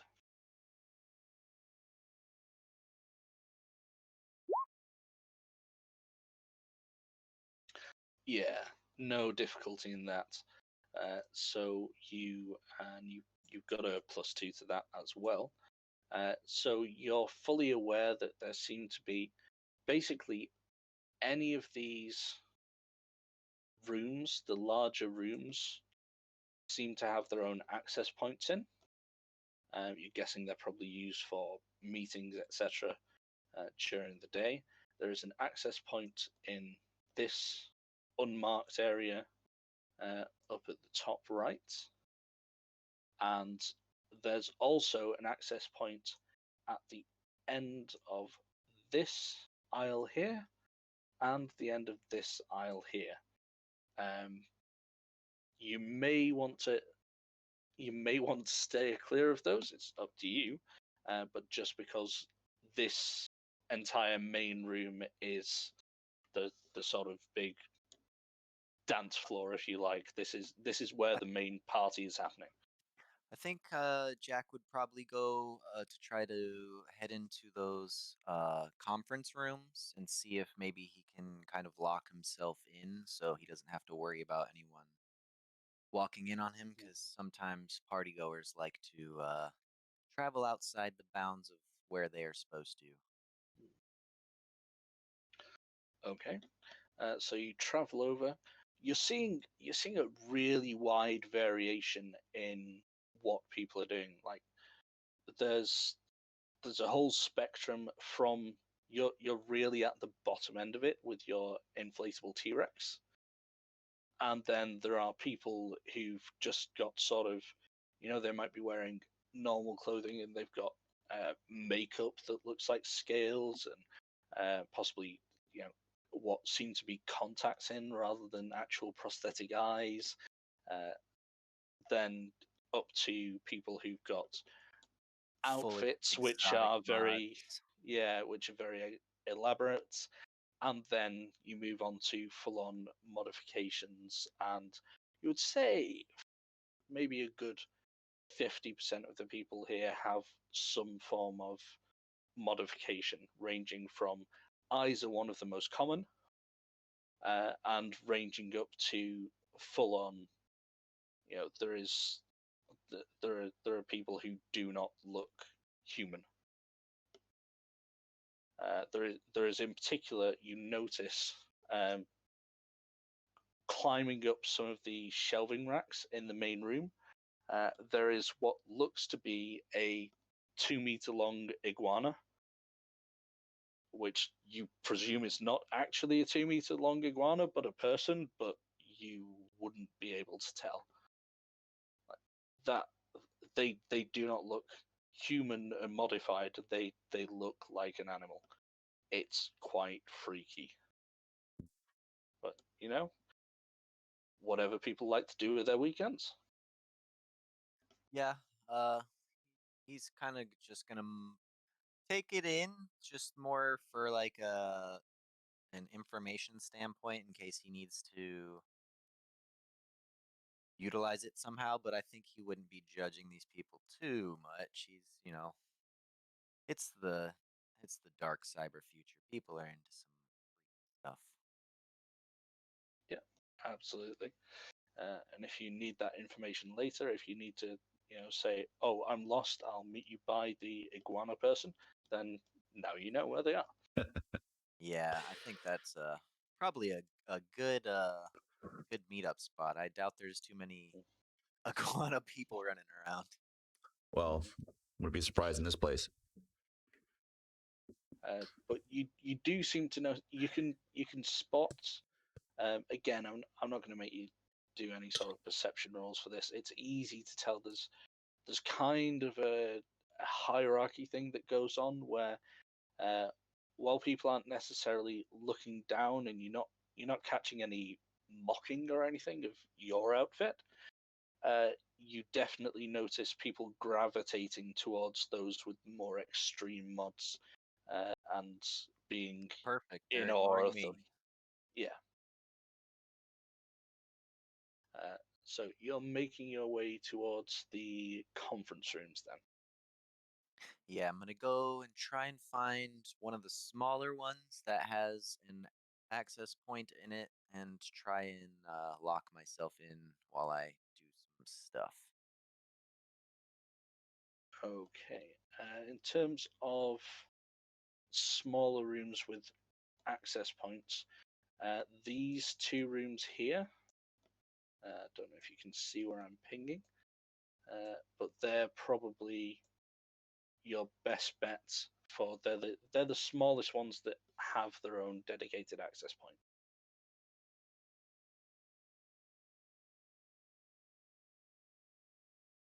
These two, right here. That's what you were pointing towards. Yeah. Those two. Okay. He'll head to the one on the end. Hop in, and then I'm gonna go ahead and try and do a security check on the door and see if I can't lock it behind me. Give me that roll. With another, I think we're back up to another 2 Can we- plus 2s. Can we save those if you So- want, or do we have to use If- them?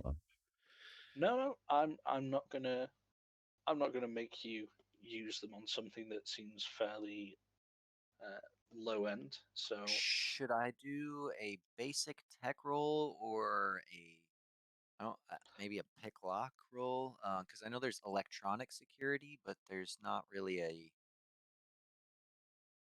setting security yourself. There's more just of the breaking in.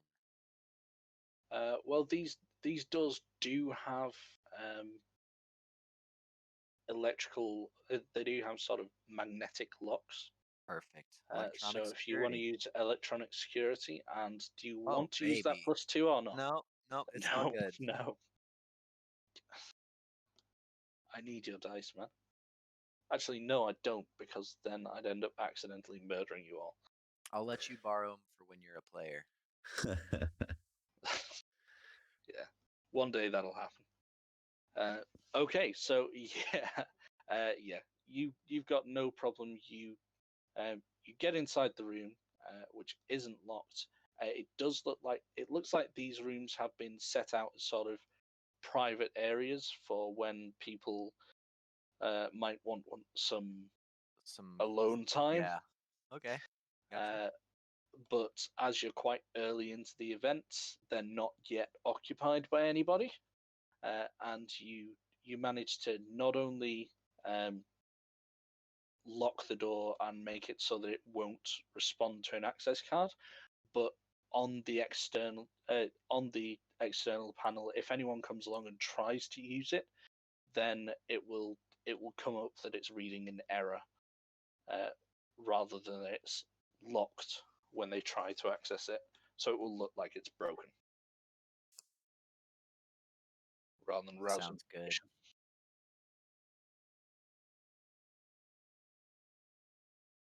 All right.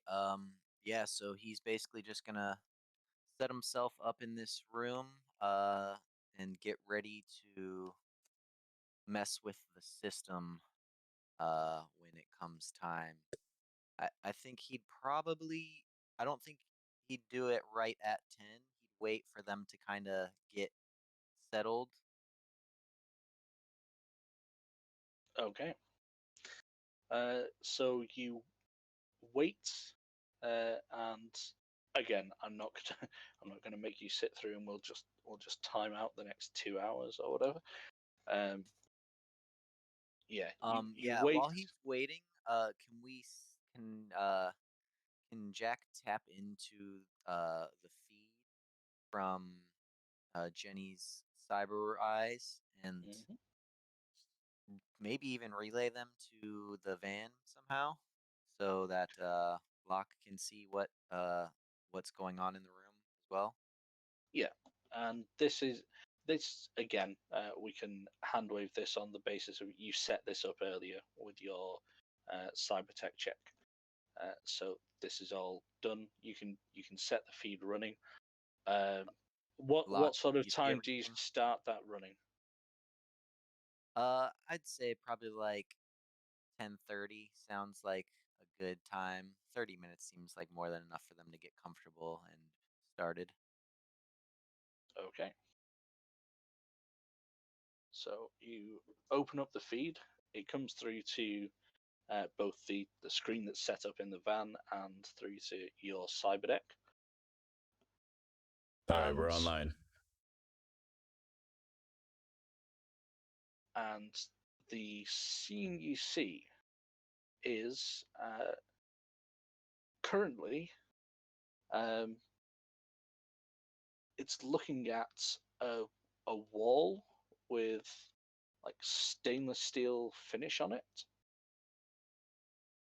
and from the way that knowing that the camera's in cyber eye and the way that it's moving moving up and down quite a lot, it's like the person who's viewing it has been exerting themselves, but it's from an angle that's a little bit weird, like as if they were maybe 2.5, 3 feet tall, rather than being if they were standing, you'd expect the viewpoint to be higher. So maybe they're kneeling down or something.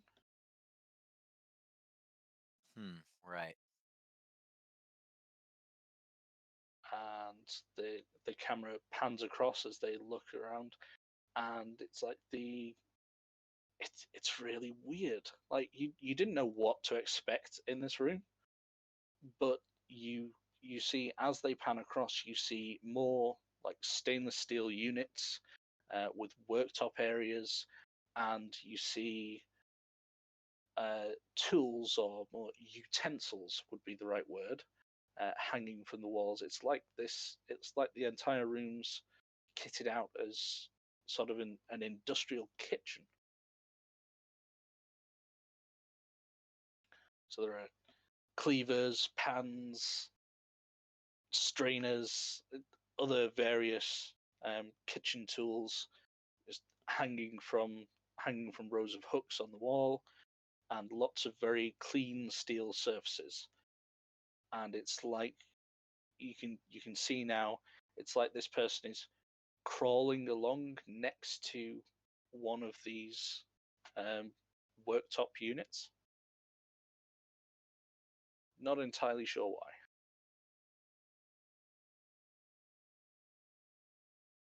I don't think Hijack's gonna think about it too much. Okay.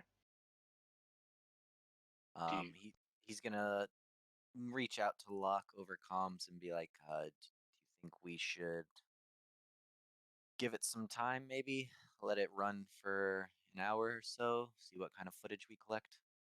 Oh, so yeah, I'm I'm comfy in the van. I got some soy coffee right here, and I'm just kind of doing the thing.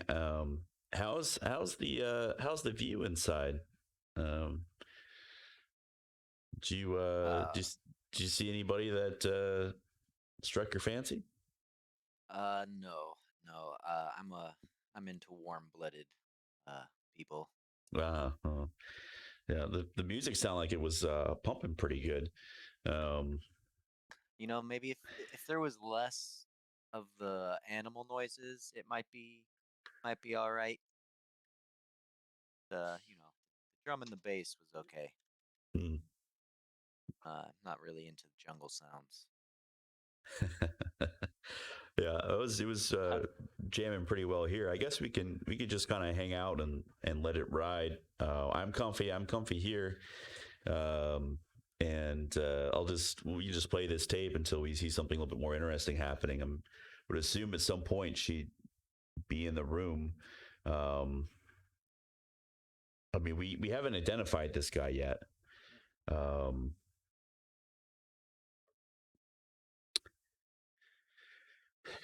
And Well, yeah, I mean, I haven't seen him, so. So you want to leave the feed running for a while and see yeah. what See what we develops? see. Yeah.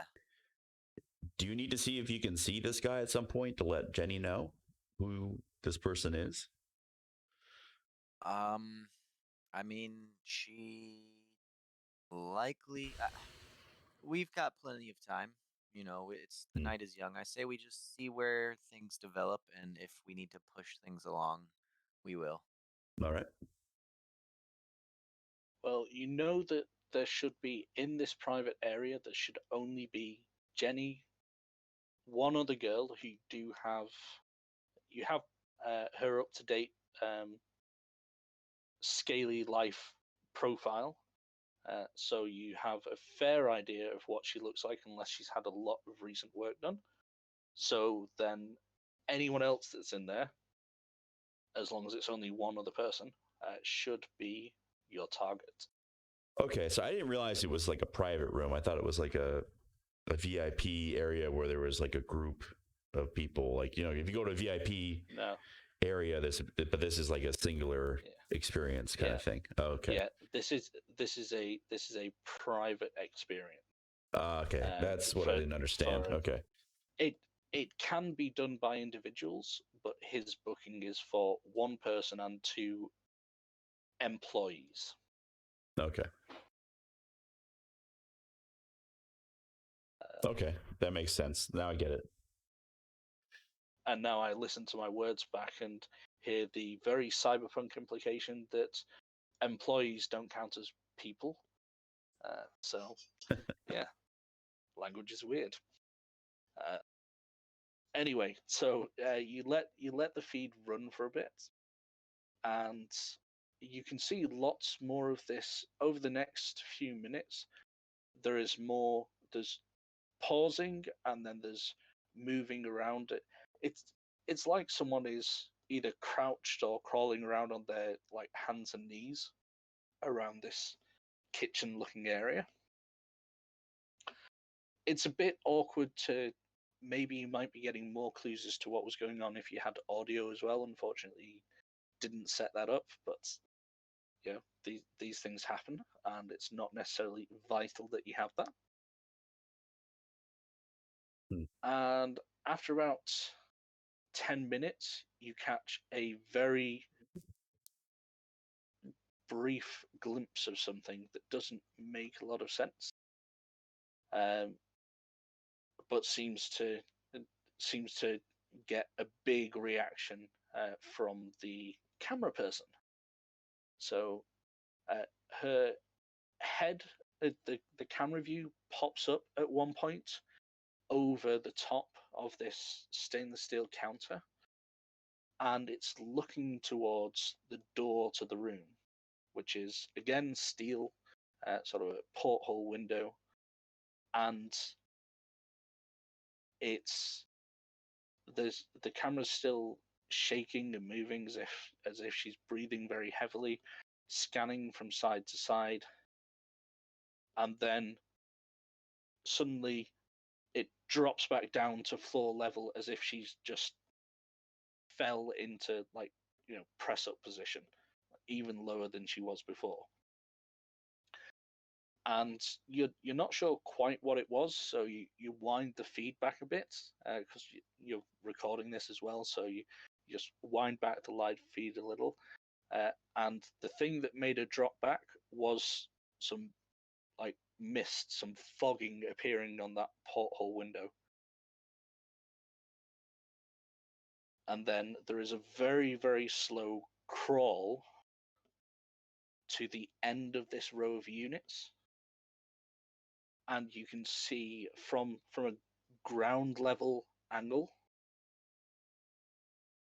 that the camera is looking up at this door and seeing the lever stainless steel handle just gently flicking downwards, as if someone on the other side is like slapping at it or something.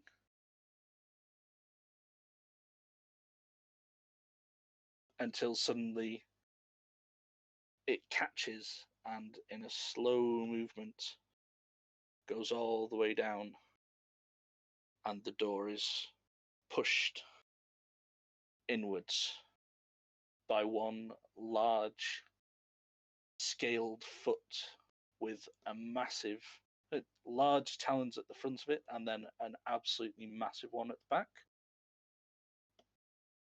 And a velociraptor steps through the door.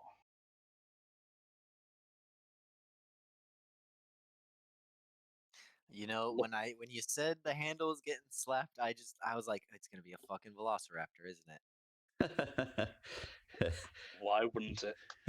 What is that? Hello, darling. Oh, clever girl. that's what's it mean. He paid for his experience. So This is the scene he wanted. do we have do we have the profile of the other employee? What is she supposed to be?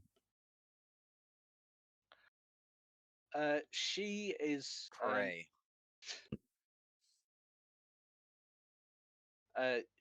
she goes for a chameleon look.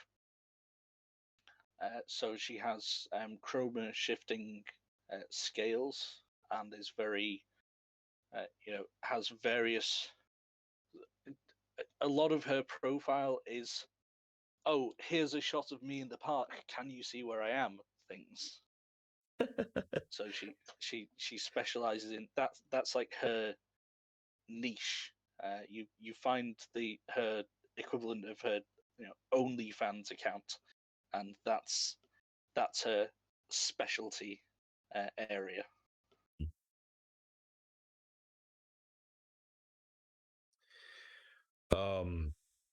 So I'll key into hijack and just say like, obviously I don't want Jenny to get too hurt, so let's be ready maybe to cause the lights to flicker or do something here soon. You have your night vision ready? Yeah, I got it all in the van. So, I mean, I think we would maybe not cut the lights completely until I'm in there, but So here's what I was thinking. When you're ready, you can give me the signal. I will cut the lights in the main area, and I will basically cause the lights in their room to flicker and basically get brighter, get darker, just fuck up. I'm gonna fuck it all up, man. all right. And when you're ready, you can go get it, and we'll do it. All right, sounds good. He sounds a little twitchy over the mic. All right, man. So let's see how this goes. I don't want her to get hurt, but let's get a little bit of footage here. Yeah, we need some good footage. If you want to prep yourself, I'll keep an eye on the cameras, and I'll look out for anything particularly noteworthy. Okay, so Locke, you're getting ready. Hijack, give me a perception roll. And do you want to use that +2 on it? Yeah, let's go ahead because my perception's not the greatest.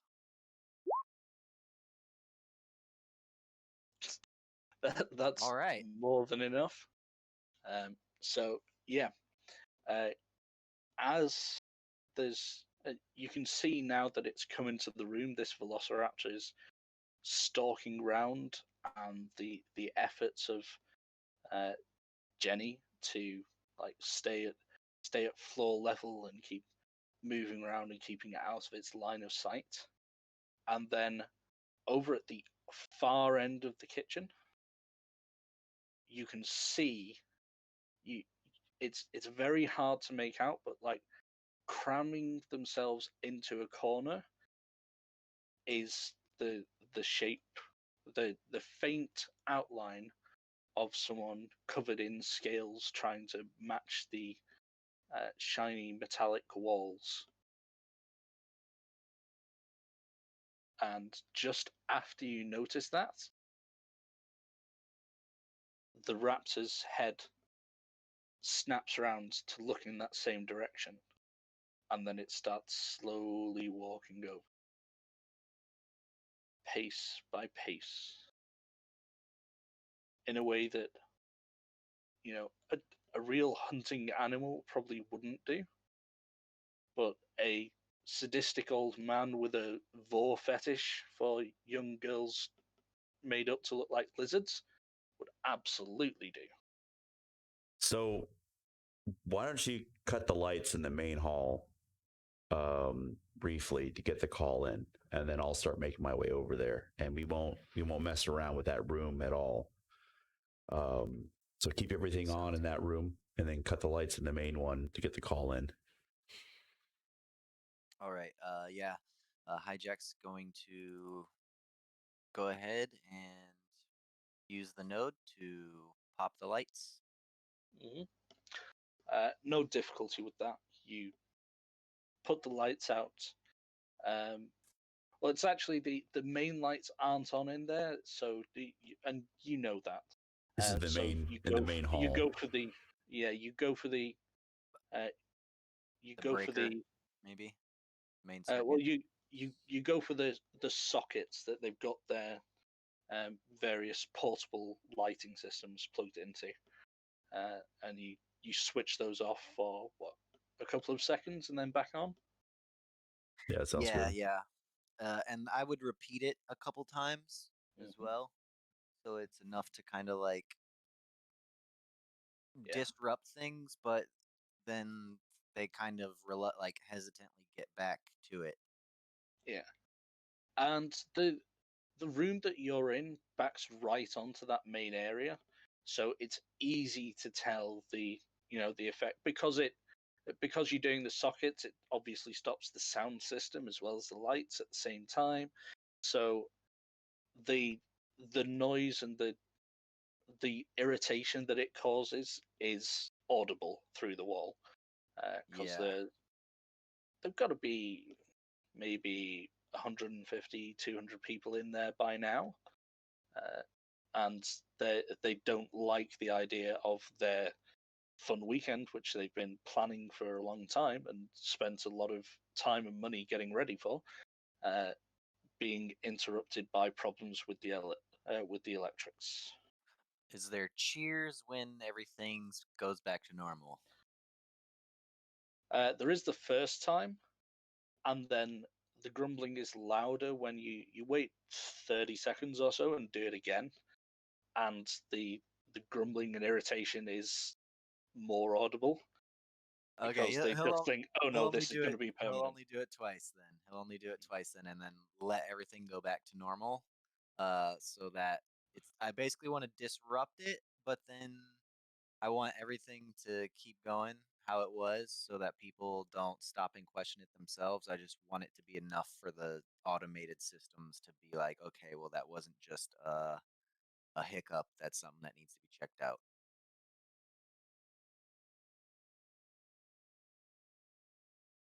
Okay, yeah, you do so, and I believe you'd set up a redirect for the phone number for the maintenance company.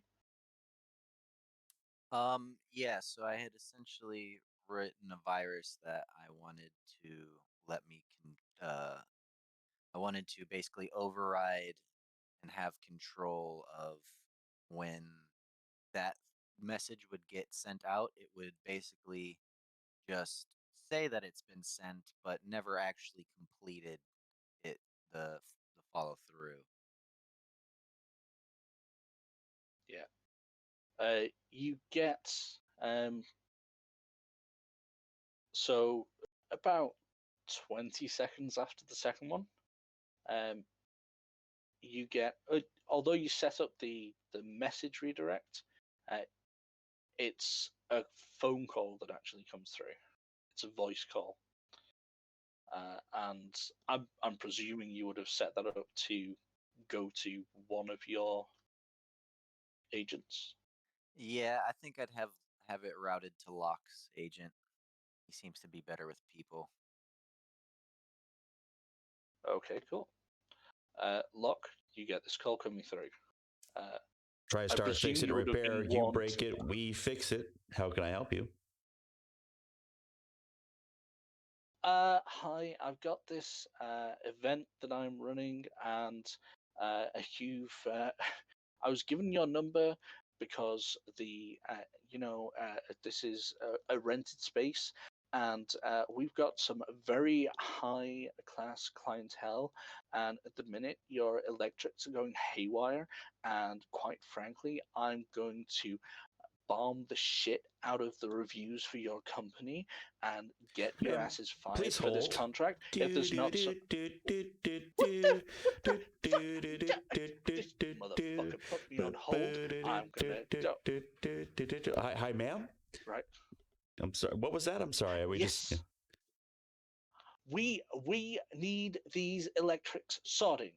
This is the address. It's 1762 Warehouse District, Block I, and I don't know what's going on, but the main power has just gone down twice in the space of a minute, and if I lose money because my event gets cancelled and I have to issue refunds, and I get my events company ends up being trashed, then you can bet I'm gonna make it your problem.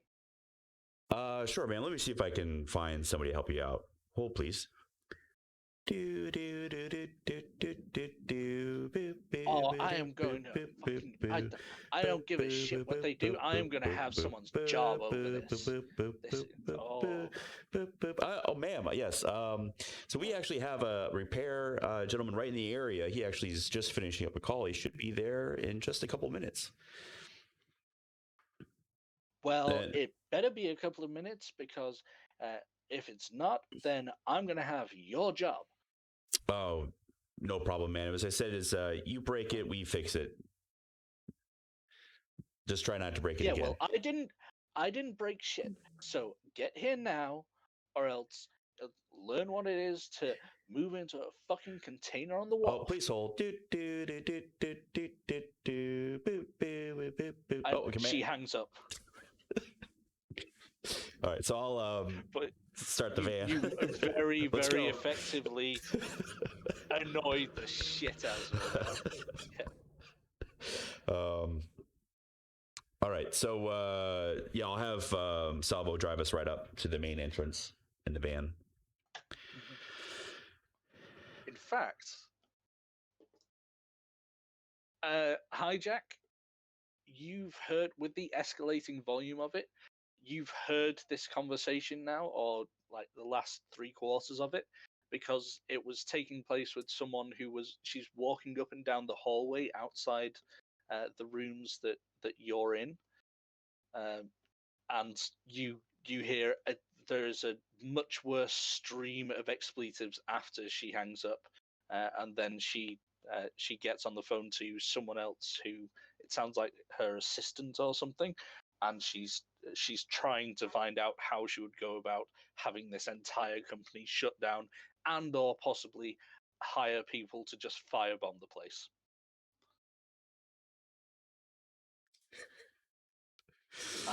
He's just gonna fucking start laughing to himself quietly. And as we're pulling up, I'm going to call Hijack and say, "Do you happen to have a name for this lady?" I was going to get it, but she hung up on me for good reason. But I didn't quite have a chance to get her name. Do you know what agent it might have come from, or? I can check real quick. I'm still in their systems right now. Yeah, you don't need to really hunt around for this information when you have the run of the place. So the name of the person who's booked this event and has rented out the warehouse is one Tamara Watts. Yeah, her name's Tamara Watts. By the sound of it, she's really close and not too happy. What did you say to her? Oh, I just put her on hold for a little bit. Yeah, that'll do it. Yeah, I don't know if you ever try to call tech support, but those guys, man. No, but I've been tech support, so.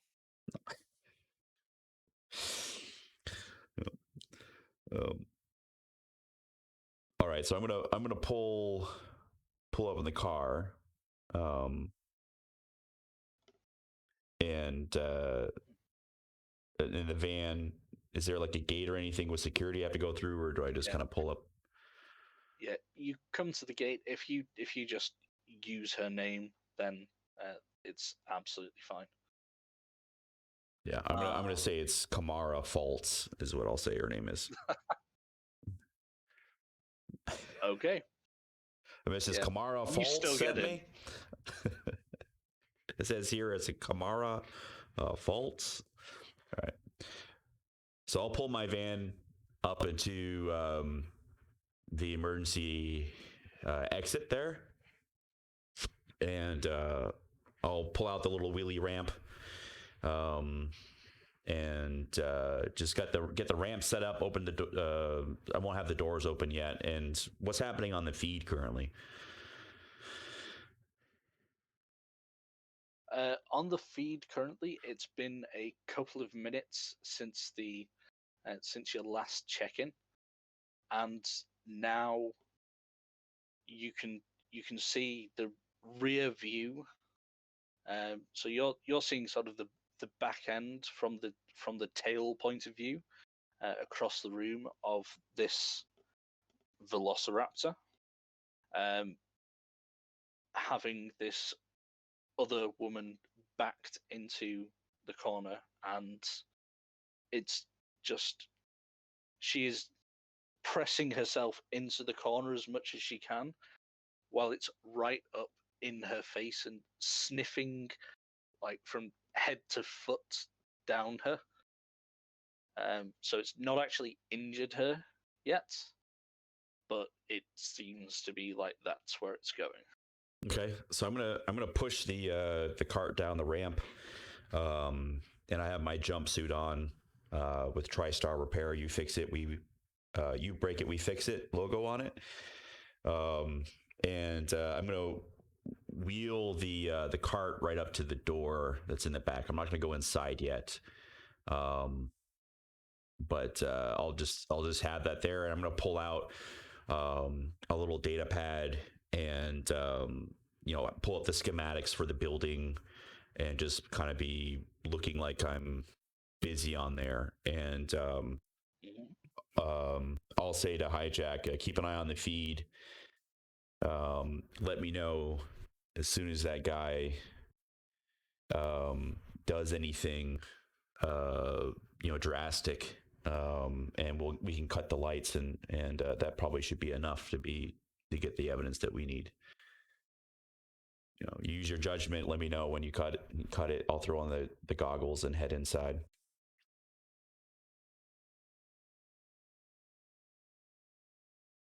As you're saying that, Hijack, you see on the feed this raptor, which you have a fairly good idea is young Rayhan, suddenly changes tack and lunges forward and sinks its teeth into the shoulder of this young woman in front of it,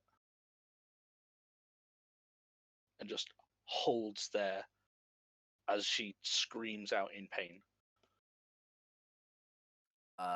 Well, he started biting. I'm gonna let it go just a little bit longer.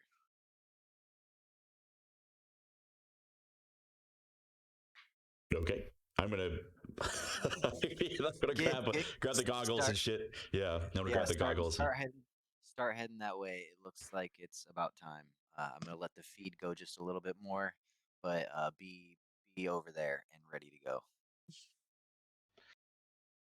After a few seconds, the raptor draws back while scrambling is being done and heading towards the room, and it again does a thing that no actual animal would ever do. It leans back, and whether it's actual blood or more likely synthetic, since these people are augmented and hired for this purpose, but it opens its mouth and runs its tongue along its fangs to lick the blood off them. Like, this guy has some really sinister and disturbing tastes.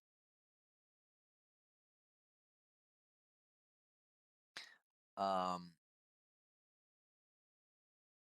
he's going to. Hmm, yeah, I don't know. I'm. He's kind of worried that they don't have enough, but he's also doesn't want this innocent person to get mauled. So he's gonna kind of come back to Locke. Be like, are you there? Yeah, man, I'm ready, and I have like the cart, like position and like my hand on the door handle, ready to like open and push the cart in. Um, Okay. so yeah, I'm ready. As soon as he starts making his next move towards her, I'll cut the lights. Just let me know when, and I'm gonna put my slide the goggles down on my face. And then Hijack will just kind of whenever he sees Mr. Han walking menacingly towards this girl, he's going to just be like now and cut the lights right as he says it. Yeah. And at that point, the raptor takes another step forward to get closer. Now. All Let's right. go. Push in the cart. Well, hit the door, push in the cart, and switch on my goggles. Okay. Give me initiative rolls. It doesn't necessarily have to be combat, but let's just see when people are acting.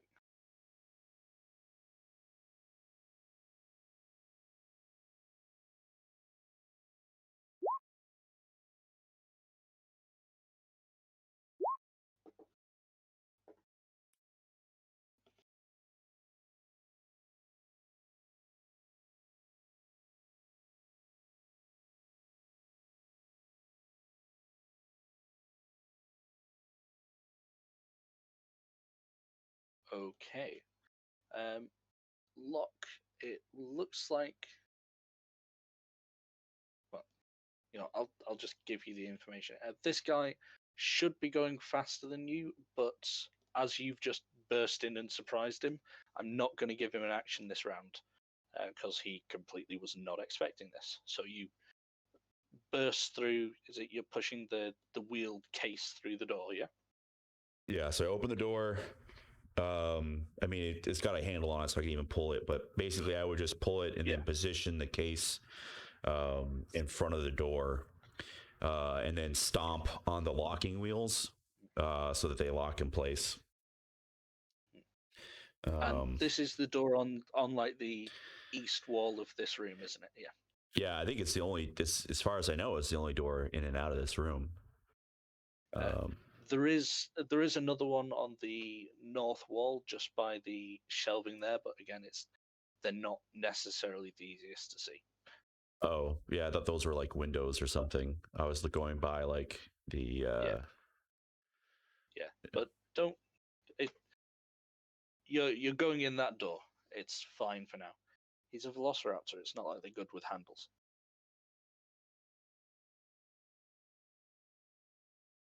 So you burst in. What do you do this first round? So after, I mean, I set the case in front of the door and lock it because the door opens inward. I will take the syringe in one hand and approach the raptor guy. Okay. And I'll shout out, TriStar, fix it. You break it, we fix it. Okay. So you start heading forwards. You know what? Let's see. Okay, there we go. Right. You start heading forwards. I'm not going to put tokens on the map unless we absolutely need to. They're down at the bottom end, so you notice that on your right, as you come past the self-enclosed bathroom, that corner is where Jenny was hiding and watching this scene from basically as far away as she could get. So they're down the bottom end of the room. So you don't get down there immediately, but you see this velociraptor over this woman, just snaps its head round as you burst through the door, and as you walk towards it, it turns around, and gives you sort of a quizzical, like a German Shepherd that's a bit confused, just turns its head on the side, gives you a quizzical look as you proclaim your company motto, and doesn't actually do anything at this point. So I'm assuming there was some light when the door was open and then I shut it, and so he could see a silhouette of somebody. But once the door is closed, this place is pitch black. I have goggles on. Yeah. Can I still see him? Like, does it look like he can see me? Just by looking at him, you can tell if someone, if they can't see anything, they're kind of like their eyes, they're kind of looking around, or whatever. But is he focused on me exactly? Because you're moving, it's easy enough to tell that he seems to be tracking you. Okay. If there is another door, it does seem door, like he can see you. I would be kind of going around the other side to make sure you're between him and the door. Yeah, the other door. Yeah, I'm not worried about the one I have my shelving unit in front of. But yep, you can do that. So you're skirting around the north edge of the room. Yeah, and you're about halfway down the room by this point. Hi, Jack. What are you doing? Are you staying put, or are you getting over there to help out? Yeah, I think he is stripping out of the T-Rex costume and then making his way over there, because I'd assume he probably wore the elite repair coveralls underneath the T-Rex, just kind of anticipating this change. Even though you hadn't said so, I was guessing that was the case. Yes. It's elite repair, isn't it? I bet. Yeah. So he's basically just making his way over there and making this change for his turn. Okay. Cool. So yeah, again, you're not that close, so it's not like you're going to get there immediately.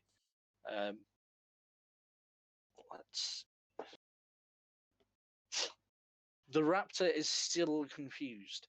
It takes a couple of steps towards you, Locke, but it doesn't. He's clearly not decided that you're a threat, and he can see you've got something in your hand, but can't really make out what at this point. And you are wearing maintenance overalls, and the lighting has gone out. But who knows? So I'll say,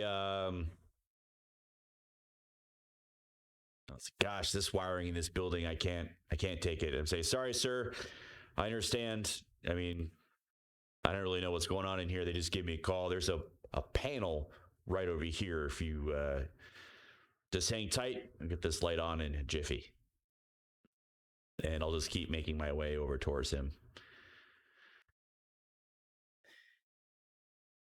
Okay.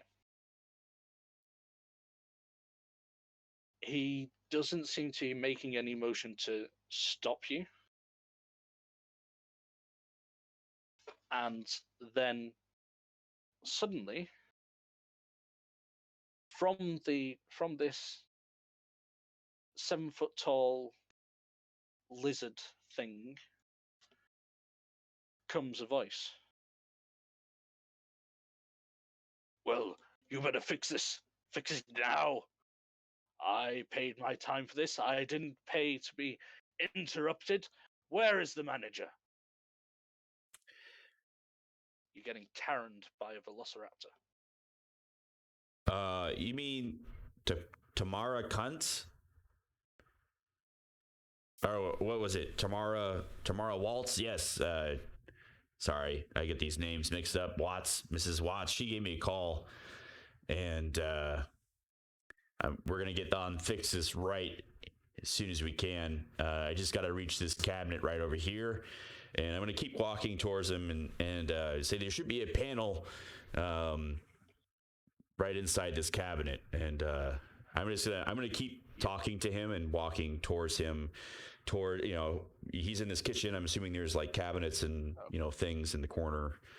Yep, absolutely. Now that you're quite close to him, I want you to make a conceal reveal object check. Yeah.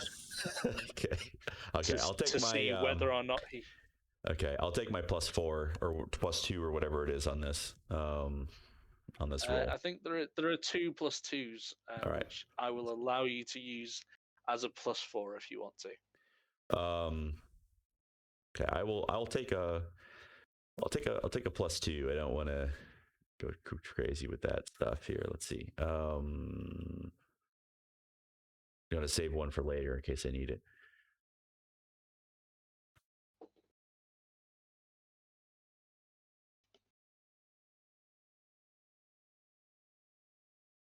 If you happen to know, oh, here it is. Hey, there we go. Nice. So it's a 24 plus 2, 26. Yeah, right? Yeah. There's no he did quite well on his perception check, but not even close to that.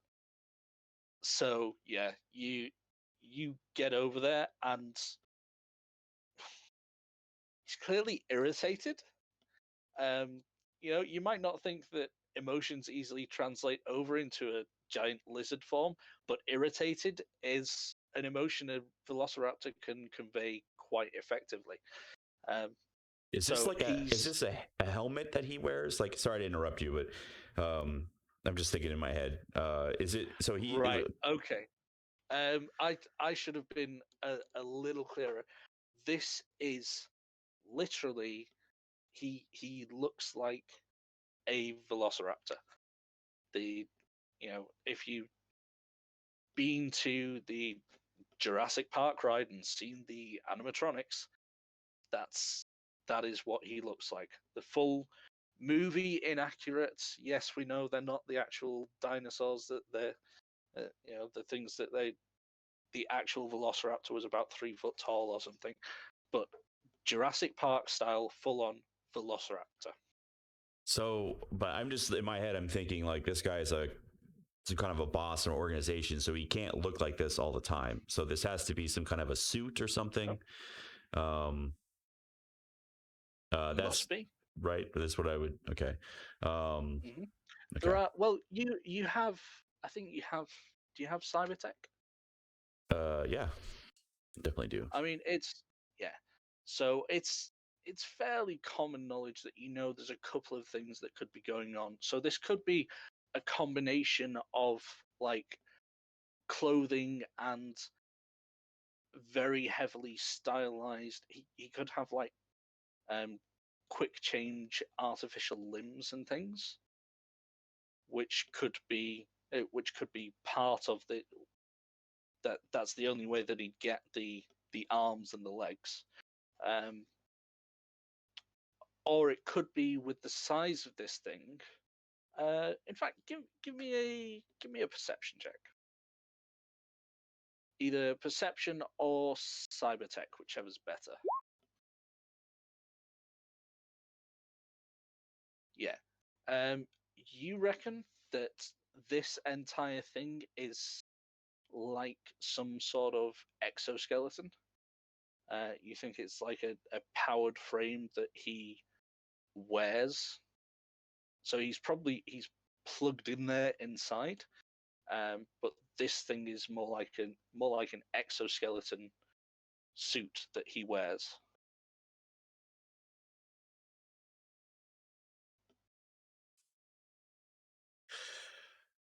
Um,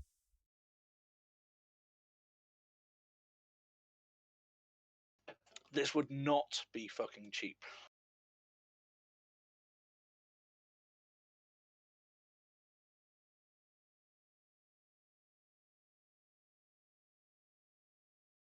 yeah. Okay. All right. So I will continue over there and um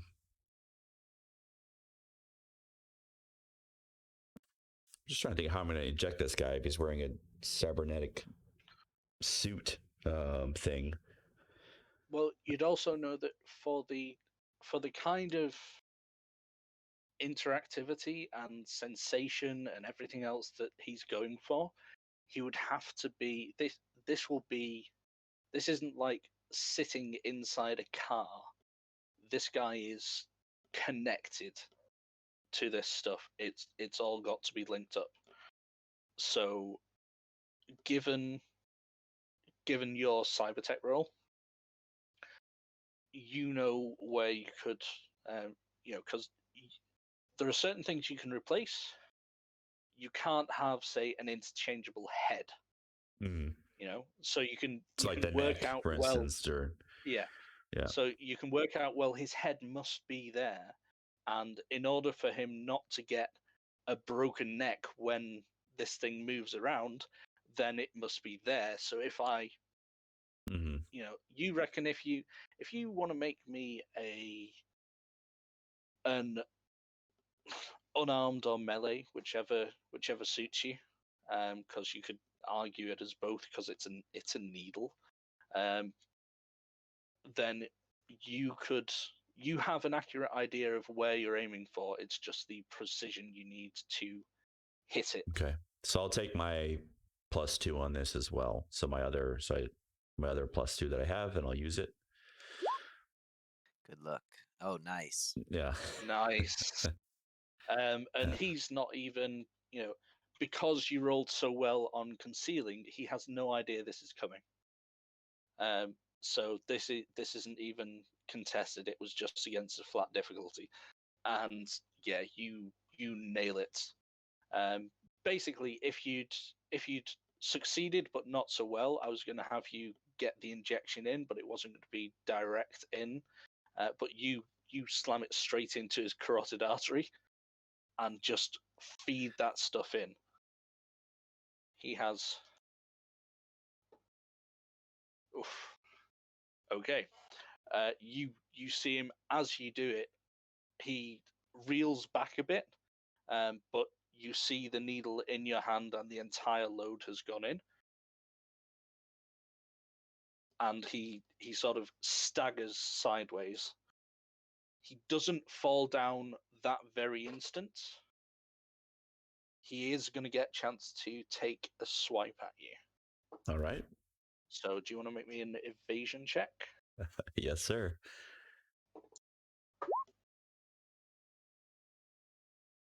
Yeah, unsurprisingly, you win. I statted up a Velociraptor themed linear frame custom made thing for this frail old pervert gang boss bad guy, and he makes one attack, and his rolls were he rolled a 1 followed by a 9. Yeah. Sorry, man. No, this is in no way a bad thing. It's just I should have known that would happen. It's okay. I will find a reason to use him at some point. Yeah. He will be your arch nemesis. Yeah. No matter where you ship him to, he's going to post himself back. You'll get a Velociraptor in the mail. Oh my god, yeah. Oh, right. Scalycon part Dukes. So yeah, he staggers after he jerks aside, staggers, and then leaps at you, like pushes off with both feet and leaps feet first, and just completely you You go to sidestep and then realize you don't even have to. He sails straight past you. Obviously, the drugs have taken their toll even quicker. And he flies full speed into a stainless steel cabinet. The feet stick into it, and the momentum carries his head straight into the door, and he's left there hanging. If you can picture a velociraptor hanging by its back feet, which are lodged into a stainless steel cabinet, and then with its head flopped back over and its entire weight just dead, unconscious. I don't think that's an image that's ever been used before, but it has now. So yeah, he is very, very definitely out for the count.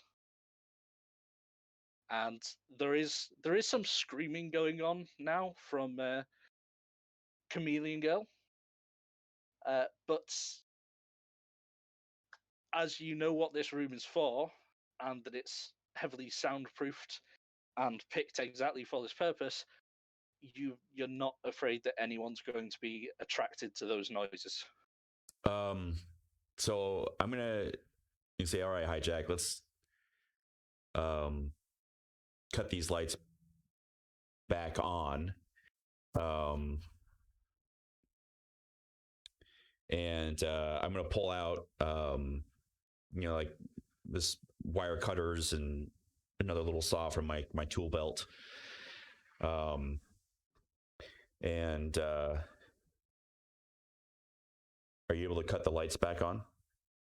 I'm not by a control node right now. I'm kind of back in the main dance hall. There have been a couple of rounds, so I will let you can get across to the room, and I assume that Locke will move that locked toolbox out of the way of the door to let you in. Oh, if you yeah, so that's wish. right. Yeah, if you let me in, I'm here. I'll take Okay. care of it. Well, I just thought actually that I don't have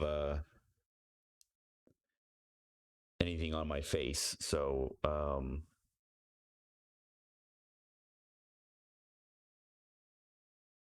yeah, I wouldn't have had anything for my face anyway. Okay, let's just load this guy up. Can I? How hard is it to extract him from? So I'll let. Do you have is there like a? I'm going to tell you to go into my truck and get a couple of the welding masks, and run back over here. And this is what the welding masks. What's that? Hijack? What are you worried about, man? I don't want people to see us when we take this guy out of this thing. I don't want to be associated with it. No one's gonna be worried about us. This guy, I don't want him coming back for us with a vengeance, man. I don't know how this whole thing is going to go down, but I don't know if I want to be the star of this play. I gotcha. I mean, I kind of walked over here in this repairman's uniform, so I have the goggles on. So I have the night vision goggles on. Look, if you're really that worried, we can come back later and I can scrub the tapes. We can come back later tonight if you want, after we get him to a safe spot and this party's all left. No, it's good. Well, I think there is an access node in this room, and you do have access to all the systems here. That is I true. think I'm fine because I have so I'll pull the night vision goggles back over, but I won't turn them on when you turn the lights back on. And so at least that way the top half of my face is covered. I have like a skull cap on or whatever. So I'm not really worried about that. All I can really see is the bottom half of my face. So that's fine. With the night vision goggles. So yeah, I'm gonna I'll just scrub the tapes here and then I'll shut all the cameras down so that they stop recording. So where's Jenny when this is going on? She's still in market. So this corner over here, just by the bathroom.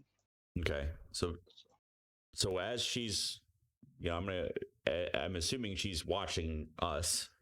So as she's watching, I'm going to cut the suit and pull this guy out of the Velociraptor thing. It's not quite as easy as that because this guy he's locked in there like this is think of this like cyber limbs and things. So I will need Just a do this. Do cyber. Scooby Doo. Just take the mask off. Yeah, Yeah, can I at least I'll get need the a top? cyber tech check if you want to do it. If you want to do it fairly quickly, Okay. then this Yeah, is no not a problem. quick release operation if you're not familiar with it.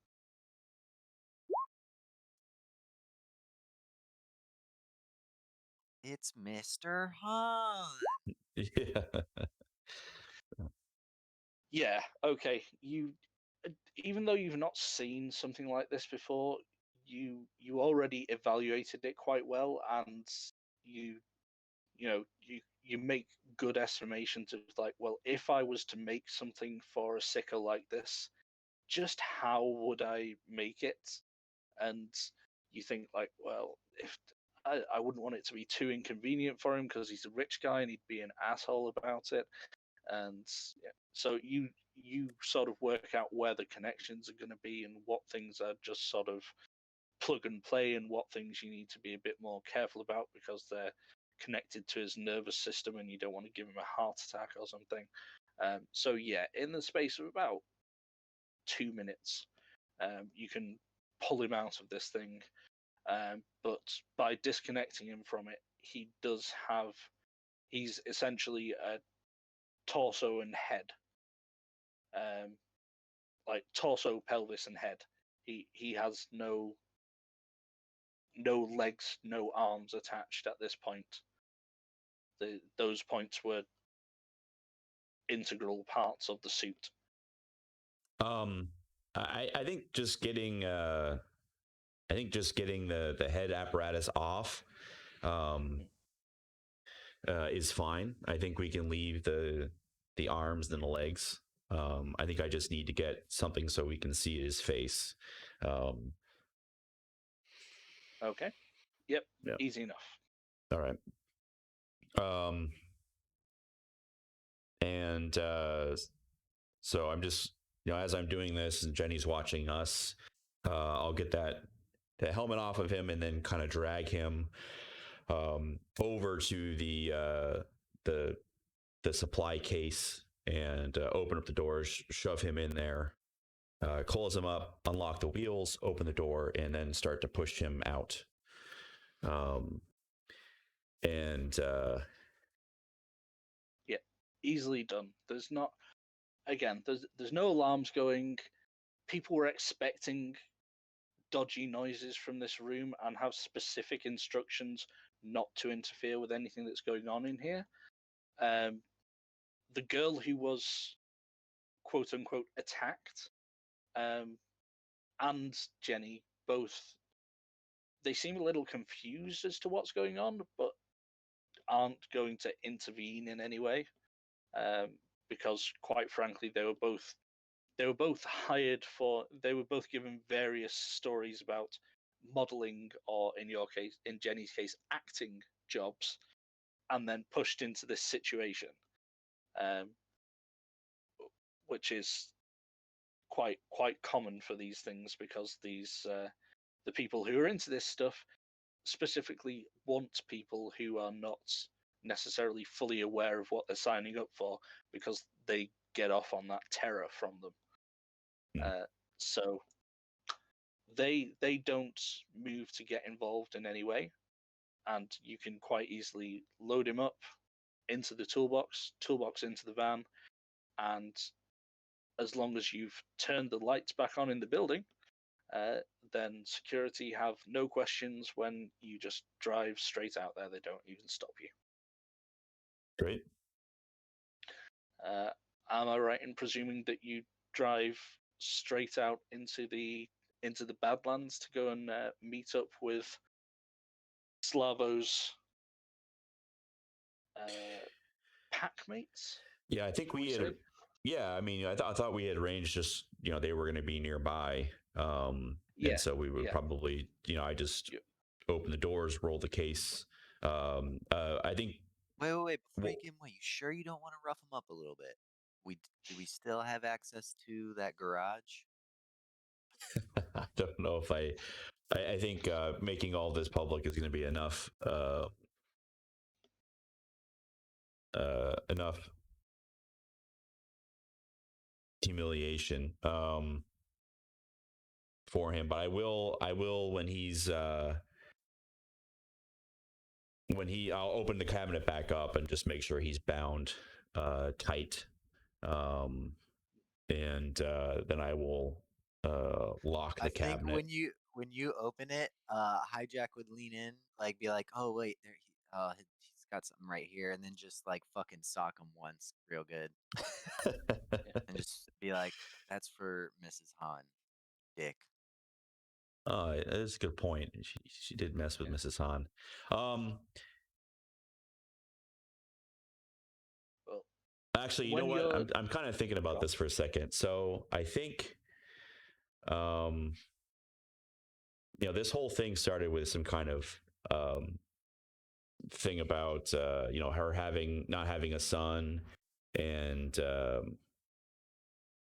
him not having a son, and Juliet being hunted or whatever because she's born a female. I don't particularly care for this guy to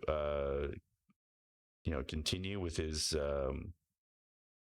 in trying to kill Mrs. Han and also hurt Juliet. I think you're kind of right with what you were thinking about. So I'm going to take the opportunity to castrate this guy because I think we're driving to the garage. I have the tools here. I think just taking but we don't want to mess up our buddy's nice van. We'll clean it up. I'll just grab my oxyacetylene torch, and there's not going to be any blood anyway. I'm going to pop it on and turn that thing up on a high, and I'm going to zip off his nuts with that oxyacetylene torch. And the nice thing about it is it cauterizes the wounds. There's not a bunch of blood. Okay, you do that. You do get grumbling from the front of Slavo saying, "What the fuck, man? Do you know how long the smell of burning flesh takes to get out of upholstery?" Smells like chicken. Who? I think Hijack would just be given like an approving nod while it's going down, just kind of like he's assisting, maybe like he's like got a pipe or a fucking wrench or something that he's just shoving in Mr. Han's mouth so he can't scream. The guy's still out, hopefully. Oh yeah, he's going to be out for days. Oh, see, okay. With the stuff that was whipped up. But I would imagine not happy when he wakes up. So you can meet at the prearranged zero camera cover, zero overlooking, very private spot with the nomads. Pass him over. I'll say that you mentioned tying him up. This entire gear that he's in does make him quite ridiculously strong. So rather than tying, what you do is some selective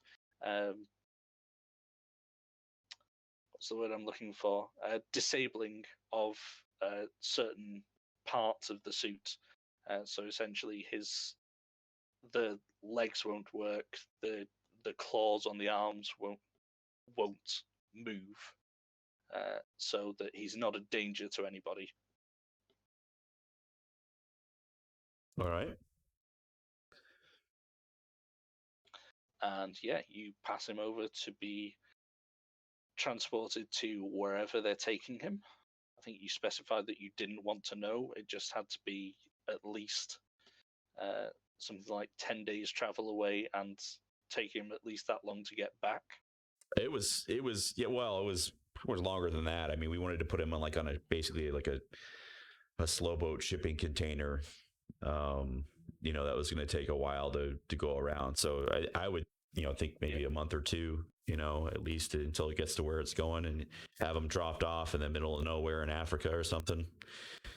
Yep, that's absolutely fine. Yeah. They do that for you. You wrap that up. You have successfully achieved your mission. Well, it's not quite done yet. So we're going to take that footage that we got and compile it into a little video of him, running around like this, raptor, everything that Jenny was seeing about this raptor, like creeping into a room and doing, her hiding, and then this guy taking a chunk out of this lady, and then lights flashing, going out, and scuffling sounds, and then lights come back on, and you see him on the ground, and then there's a figure there or whatever with the goggles on, and cuts open his suit and reveals this guy.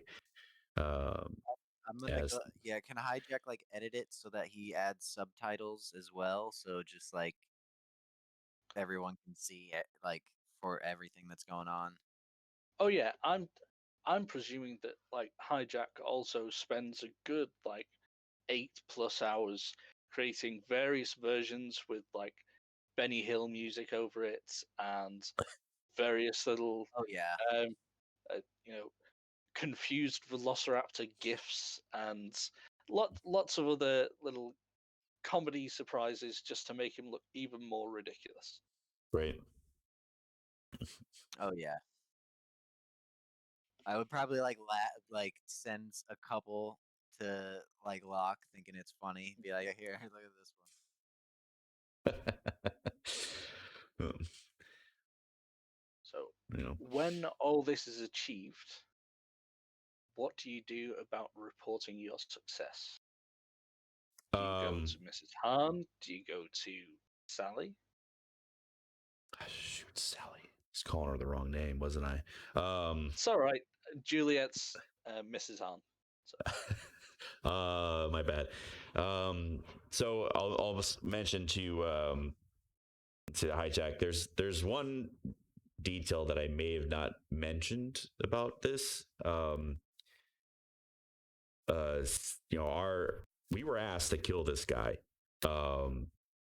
but Sally had asked us not to kill this man because it's her father. So I think we've effectively gotten this guy out of the picture. His organization should dismantle itself. We've humiliated him for the world to see. I think we've effectively made him, neutered him in more ways than one. But I don't know how well Juliet's going to be taking this news. She asked us to kill the guy, not. Well, I'm gonna go ahead and post some of these online and start getting the news spread. And I don't know, maybe we hold off for a day or so and then break the news. I think that sounds like a good. Let things circulate a little bit. I think that sounds like a good idea. I mean, she might even find out herself that something's happened. So.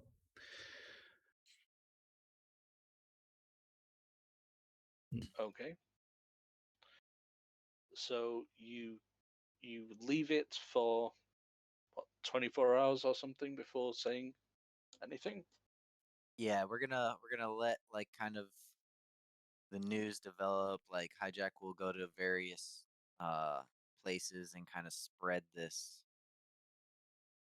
different clips around, different versions of them, just trying to get it to go viral and stuff like that. I think he might. If you're willing, I think he would be like actively trying to get it noticed too. So I could do like an interface role and see how well I can make it spread within this 24 hours. Yeah, cool. Give me a roll. And I'm gonna say I think you still have 1+2 left as well. In fact, Yeah, and I think I might as well just burn the rest of my luck too, which is +7. I've got 7 points of luck still.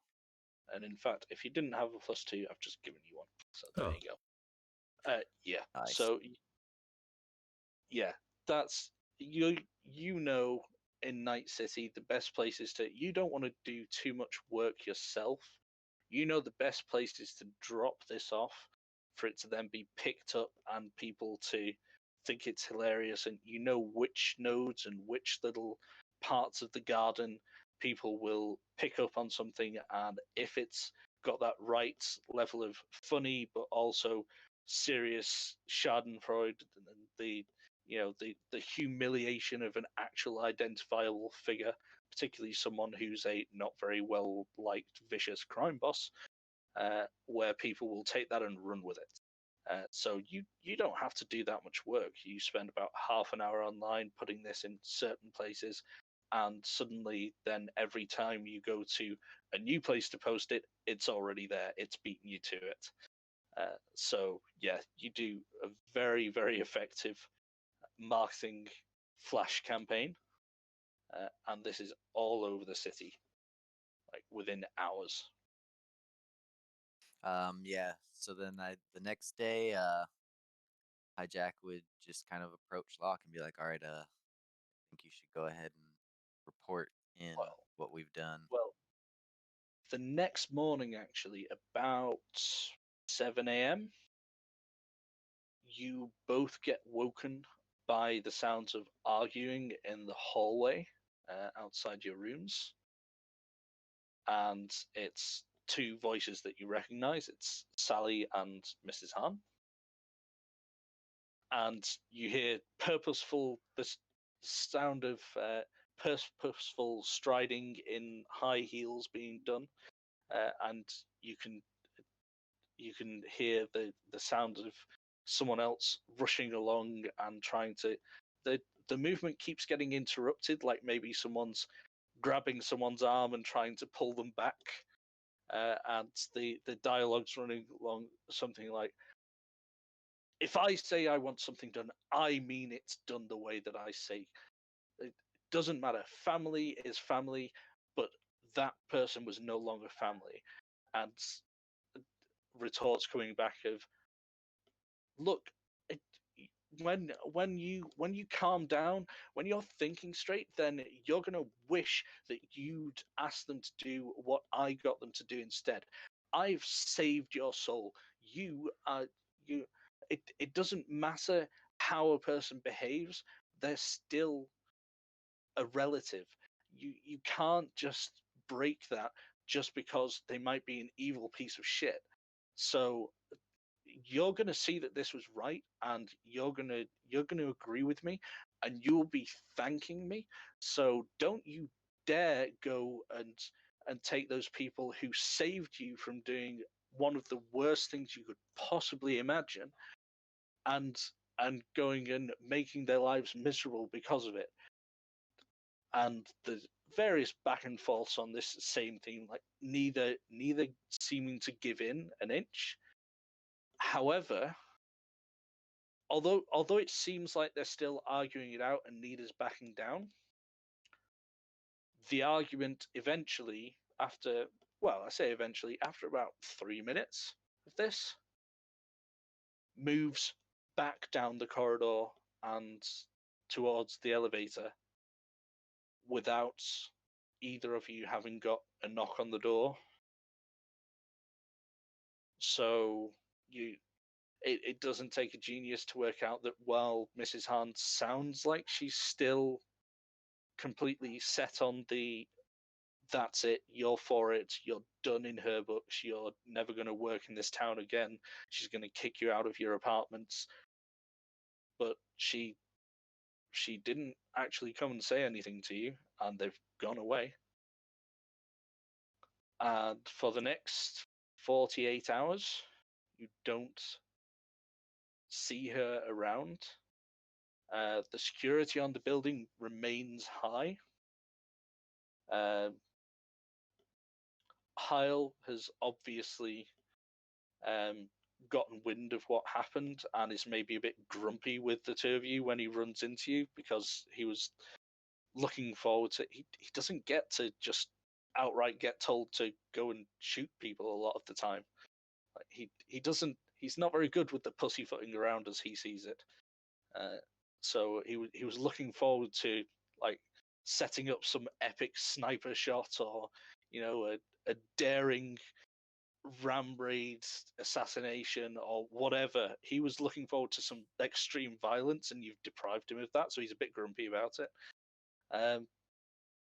But yeah, you don't see Mrs. Hahn for the next 2 days, and then you get a message from, and the bar downstairs is still closed, but then you get a message from Sally which says, my aunt isn't going to say this right now, but she knows that what you did was right. And she won't thank you, in brackets, yet, but everything's good.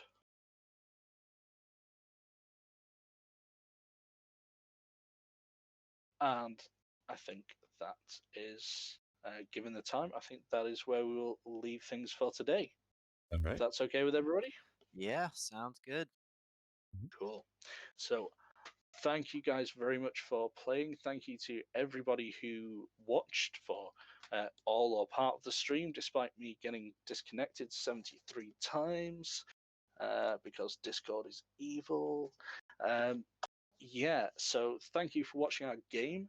This is the penultimate game of the season. The finale will be next week, at which point the game after that will actually be session 0 for season 2. We will not be having a break. It will just continue in our same weekly slot. And we will have some new players.